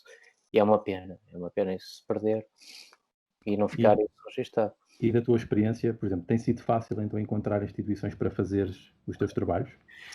Oh, Miguel, como eu já estou na área de educação há 10 anos, acaba por ser fácil porque eu já conheço muitas das pessoas, dos agentes educativos, que me podem abrir as portas para fazer este tipo de trabalho. Ou seja, como eles já me conhecem do xadrez, eu no fundo que lhes vou dizer, olha, isto era o que eu fazia, agora há uma inovação que é esta. E eles, olha, pronto, faz sentido, já fazias com o Ford T e agora vens aqui com modelos muito mais atrativos, isto faz todo o sentido que funcione. Porque lá está, o que eu faço é promoção e desenvolvimento de competências. Portanto, eles o que percebem é que eu troco de ferramenta. É quase como a cozinheira que tinha ali os utensílios e de repente, olha, dá aqui a Bimbi agora faz tudo. E ainda para mais, eles dizem, mas isso é caro? Não, isto aqui o valor é mais ou menos idêntico, só peço mais isto ou aquilo, então eles não têm nada a perder. Muito pelo contrário, aos pais apresentam inovação, porque é uma atividade diferente. Muitas vezes, quando são os primeiros, até se vangloriam disso, a dizer que foram um dos primeiros projetos a apostar em atividades deste género. Portanto, é uma mais-valia para todos e tem sido relativamente fácil conseguir. Qual é que está a ser o meu problema? O meu problema é que isto depois fica limitado ao tempo que eu tenho. E como fica limitado ao tempo que eu tenho, eu precisava de mais recursos que não existem porque não há pessoas a saírem formadas com este tipo de formação que eu precisava. E isso limita-me bastante. Como tu deves entender, isto aqui era bom que eu tivesse tempo para depois também termos A um equipa, leque não de é? pessoas, não é? Porque isto aqui, lá está, mais uma vez, sozinho eu não consigo fazer muito. Consigo controlar, uma pessoa trabalha, tem um horário de 18, 20 horas semanais, a partir do momento em que aquilo fica completo, mesmo que haja até mais procura, eu não consigo dar resposta. E é uma pena, porque se calhar isto aqui até dava pano para mangas, dava claramente pano para mangas. E mesmo para o hobby, acho que seria muito bom, de facto, isto estar em todas as escolas. Eu acredito vivamente que foi assim que eu comecei o projeto de xadrez, que todas as crianças deviam ter a oportunidade de passar por esta experiência. Terem, durante a infância, a oportunidade de contactar com estes jogos, se divertirem com estes jogos e aprenderem com estes jogos. E infelizmente há muitas crianças que estão a ser privadas disso, não porque não possam, mas porque nem sequer existe a oferta. Pois, aí por falta de conhecimento, não é? Não sabem que existe, não é? Eles Às têm sempre vezes, aquela coisa. O futebol tem sempre, não é? Porque para futebol há sempre tudo. Mas estas coisas que até às vezes podiam potenciar certo tipo de competências e até coisas que eles gostassem, olha, eu gostei disto, eu gostava de fazer isto. Tenho agora alunos que dizem, professor, o que é que tu fizeste para ser professor de xadrez? Vais para que escola? E eu, isso é um bocadinho diferente do que... Eu fiz um caminho que é único, ninguém fez um caminho assim. Ninguém vai para a psicologia para depois vir ser professor. mas se calhar era boa ideia. Era. E aliás, eu acho que havia de haver em todos os cursos de psicologia uma cadeira de inovação e dizer, olha, vocês têm isto, mas se vocês começarem já a pensar num projeto em que acham que isso poderia ser bom, por que não começar já, na altura em que vocês têm acesso às bases de dados que custam uma fortuna, não é? Porque aquelas bibliotecas estão cheias daquelas bases de dados em que uma pessoa depois sabe que já foi feita alguma coisa do outro lado do mundo e que podemos aproveitar isso. Ou aproveitar que temos os professores que podem nos dar algumas dicas para fazermos o plano e elaborarmos o plano, e em vez de estarmos a cometer os erros, a dizerem, olha, isso pela teoria ou pela prática devias fazer assim ou fazer assado. E chegavas ao fim do curso e já tinhas mais ou menos um plano elaborado para o que é que tu ias fazer. Era excelente. Imagina eu estar em psicologia, ao fim do segundo ano ter uma ideia, olha, gosto de jogos e gosto de xadrez, quero elaborar aqui um plano de estimulação cognitiva, a psicologia preventiva, e ter ali um mentor, não é? No fundo, alguém que nos ia dizendo, olha, faz assim, faz assado, experimenta assim, olha, isto agora se calhar se metêssemos aqui um teste de avaliação psicológica, até já dava para isto, para a parte da avaliação também, em vez de utilizarmos aquelas ferramentas que custam aos 1000 e tal euros, utilizássemos assim estas ferramentas que a criança até estava ali sem ter aquela pressão de que está a ser avaliado, e chegávamos ao fim e chegávamos a esse resultado. E todo esse tempo que eu tive lá na faculdade já tinha sido para trabalhar para algo que eu depois no dia-a-dia podia usar para trabalhar.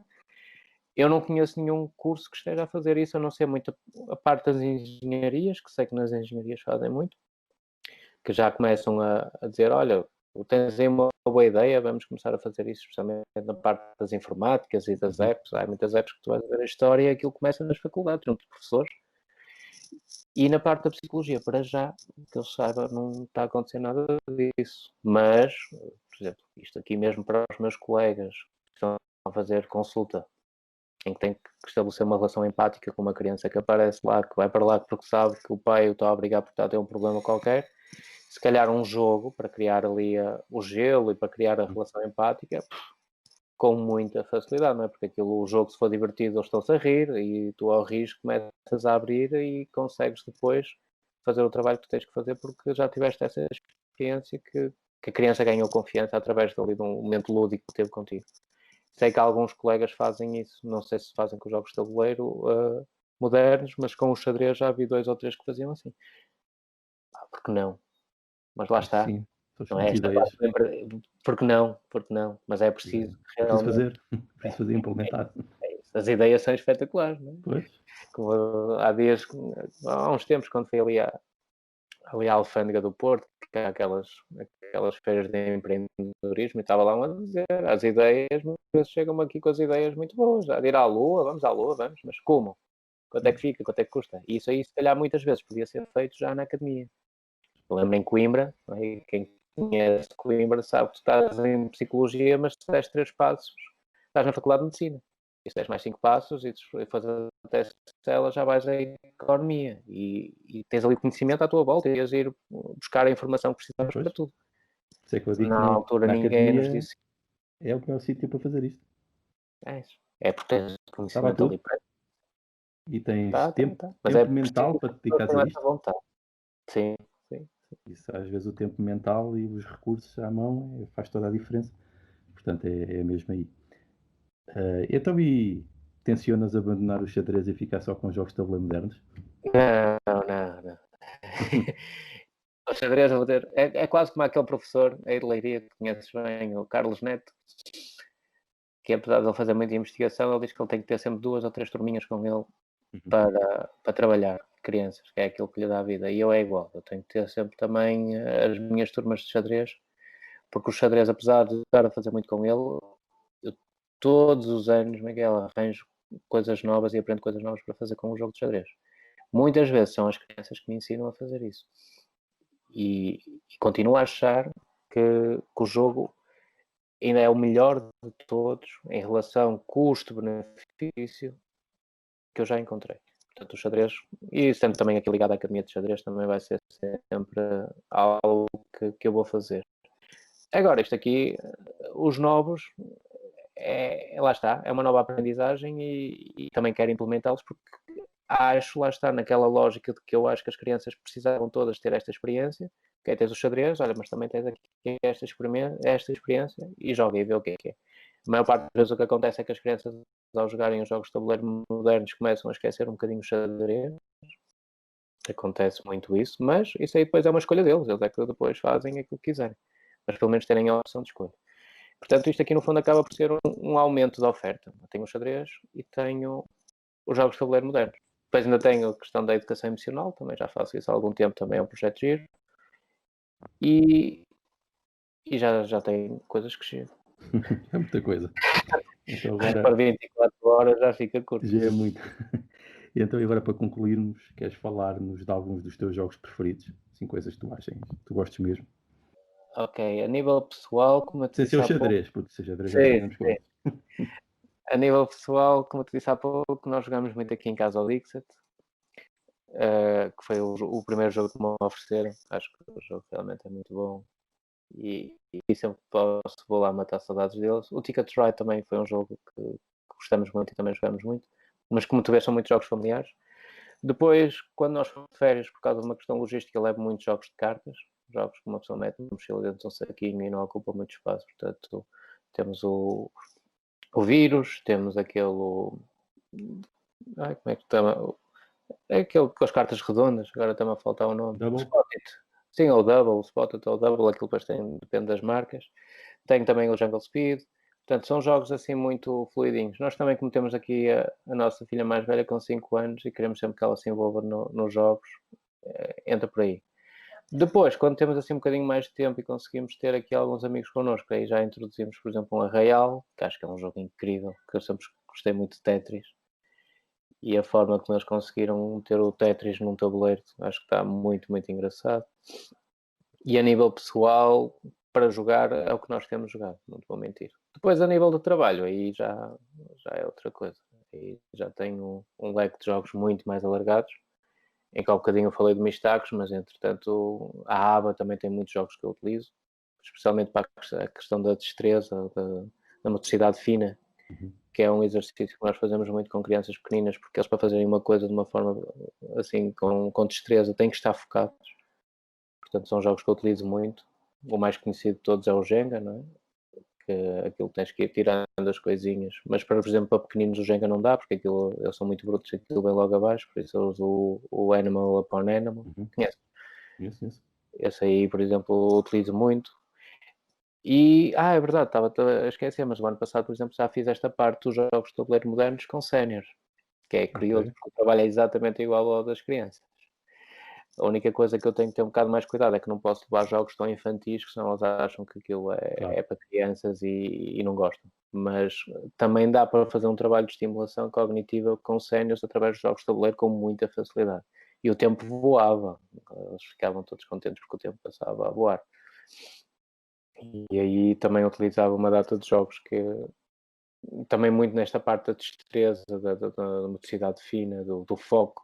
Alguns que até eles tinham que negociar. Olha, um jogo muito bom que eu gosto de utilizar com os mais velhos, que é engraçado, especialmente quando eles estão para aí virados, é o Vence. Uhum. Esse Vence Grande jogo, grande é jogo. um jogaço, é um jogaço. Olha, Também, jogámos olha, na Leiria Cona, não foi? sim, foi a primeira vez que joguei, foi lá na Leiria Cão. E depois também já fizeste aqui também um filme acerca disso, e eu acho que realmente o jogo para a relação qualidade-preço dos jogos de Uhum. tabuleiro modernos é muito, muito bom. É muito bom. A nível de todos os mecanismos que estão associados ao jogo, a forma como as pessoas pensam o jogo, aquilo de uma maneira, a primeira vez jogam de uma maneira, depois começam a pensar, se eu mudar agora a estratégia e fizer assim, se calhar vai funcionar. Portanto, aquilo é um jogo que realmente é muito, muito oportuno para várias situações. E também se joga aqui muito em casa, estava a me esquecer, mas esse vende-se também se joga muito. Mas como vês, são muitos jogos familiares. Nunca investi muito tempo nestes jogos assim mais pesadões, como vocês gostam de chamar, porque E, primeiro não tenho com quem jogar, segundo porque não os tenho, nem tenho, como eu tenho que comprar os jogos para trabalhar, não tenho assim muito tempo, muito dinheiro para comprar esse tipo de jogos, porque eles ainda por cima são muito caros. Então os de Kickstarter às vezes ainda é para eles, mas não. Com este dinheiro eu consigo comprar muitas ferramentas para os pequenitos. E são este tipo de jogos que nós fazemos cá em casa. e assim, desses mais pesados, tens assim algum que te fascine, mesmo que não tenhas experimentado assim alguma coisa que Olha, na altura que estive contigo aí em Leiria, que vocês estavam a experimentar, que está aí atrás de ti, o CO2, Uhum. fiquei muito curioso com esse jogo. É um jogo cooperativo, pelo que eu percebi, que todos têm que contribuir para que aquilo no fim funcione. Uhum. E eu acho que na altura estavas a jogar e ainda estive lá um bocadinho contigo e depois tive que sair, não vi até ao fim, mas é um jogo que eu gostava de experimentar no futuro. É um jogo engraçado que tem um formato cooperativo e semi-cooperativo. Eu pessoalmente gosto mais do semi-cooperativo. Acho que é mais Sim, interessante. sim. Tu, se meteres um bocadinho de competição, a dinâmica fica logo Acho que completamente. fica melhor. Acho que fica É, melhor. as pessoas esforçam-se mais. Eu vejo isso pelas crianças. Se eu fizer uma coisa só porque sim, é. Mas se aquilo for semi-cooperativo, olha, esta equipa vai fazer contra aquela, aquilo viram, passa logo para nível 5 a dinâmica. Eles esforçam-se mais, depois começas ali a ver as questões de liderança, quem é que são os alfas que querem andar com aquilo para a frente. Depois dentro dos alfas começas a ver quem é que são os sensatos, quem é que são os impulsivos, aquilo dá pano para manga. Se não tiver a parte competitiva, aquilo anda ali, é tipo banho-maria, anda ali muito lento, muito calmo, estão todos a trabalhar para o mesmo, às vezes uns remam, outros não. O semi-cooperativo dá-lhe aquele spicy. Aliás, fazer um jogo cooperativo eu acho que é muito mais difícil porque obriga a que o design do jogo tenha mais tensão. Ele tem que ter uma tensão muito própria para aquilo fazer sentido. Não é como dizes, o jogo esmorece. Alguns estão envolvidos, outros não estão. Portanto... Há um jogo bom que eu acho que foi muito bem conseguido, que foi o da Mind. O da Mind, apesar de ser cooperativo, como há ali a questão os recursos de pedir ajuda e aquilo depois, ao fim de algum tempo, e há aquela parte da pausa em que eles podem falar uns com os outros e a comunicação é importante para ver que tipo de estratégias é que eles conseguem chegar e quem é que é dominante na estratégia que tenta sugerir. É um jogo cooperativo que nota-se que há ali e eles querem, porque aquilo tem os níveis, não é? Aquilo vê os mesmos níveis na carta, nível 1, nível 2, e eles querem se esforçar para chegar o mais longe possível. E ninguém pode ficar passivo. Não dá para ter. Não dá para dizer ao outro como jogar porque não faz ideia o que é que ele tem. Portanto... E é incrível, um jogo de cartas. Aquilo, sim, só números, mais nada. É só números, é muito bem pensado. Embora depois com um professor, é curioso, que eu conhecia um jogo que é assim, que ele disse-me que há um jogo parecido que é falado, que é essa dinâmica do domain em que as pessoas têm que dizer os números sem dizerem um por cima do outro. E ele até experimentou lá e de facto a dinâmica era muito semelhante ao da Mind. Portanto, aquilo foi alguém que pegou no jogo que era abstrato, não é? De falar e meteu em concreto. E pronto, como já era famoso e funcionava antes, portanto aquilo acabou por funcionar bem também nas cartas. Muito bem. Bem, estamos aqui a concluir. Queres partilhar mais alguma coisa antes de encerrarmos? Não, estava aqui a ver 2 horas, já estamos aqui há 2 horas. Pois. Foi boa. Não, assim, a acrescentar, o repto que eu deixo é que, de facto, quem esteja no hobby, que consiga arranjar um tempinho para se juntar a outros que estão a fazer trabalhos muitas vezes distantes e juntos conseguirmos arranjar aqui um plano, como tenho no xadrez, para, no fundo, difundir aqui a nossa paixão para conseguirmos chegar a mais. Isto aqui só vai começar a ter expressão quando formos muitos e temos que ter consciência que ao sermos muitos vai haver muita coisa boa e muita coisa má, mas temos a coragem também de andar para a frente com esse desafio, que mesmo quando as coisas más vierem nós estamos prontos para as superar. Mas acredito vivamente que só juntos, cada um dentro da sua experiência e dentro das suas formações, conseguimos pôr isto a andar e chegar com isto às escolas, que é o meu caso, que eu acho que é muito importante que isto chegue às escolas, tal como têm as bibliotecas cheias de livros, também tenham jogos, mas também nas outras áreas profissionais e académicas, para que realmente isto seja transversal a todos. Muito bem. Pronto, quero-te agradecer pela participação, foi aqui uma conversa muito interessante e vamos pôr isto online e vamos ver que comentários é que podem suscitar, não é? Se alguém vai ter interesse nesta conversa. Quem é que vai ter coragem para ver 2 horas? Sim. Há uns corajosos, eles dizem que vêm tudo, portanto, eu acredito que sim, eu acredito. E se quiseres depois também que meteres os meus contactos, que se alguém depois quiser entrar em contacto para a parte da educação, no que eu puder, para partilhar e para dizer o que faço, também estejam à vontade. Com certeza, depois meto aqui os contactos na descrição do vídeo. Ok. E pronto, é isto, olha, vemo-nos por aí, assim que possível, quando houver aí encontros. Como é que vai ser para o ano a Leiria Com? Não sabemos, não é? Existe a expectativa de poder ser realizada, mas até lá tanta coisa pode acontecer, não é? Pronto. Mas se dá para a frente e vamos acreditar que vai, se precisares de ajuda, já sabes. Vai ser preciso, de certeza. A parte das famílias e dos pequenitos. Dá sempre jeito naquela sala mais familiar que nós costumamos organizar. Tinha uma luz incrível aquilo, muito bom. Então, parabéns, toda a equipa. Pronto. Bem, Miguel. Muito obrigado. Então, vá. Até um dia destes. Tchau. Um abraço. Tchau.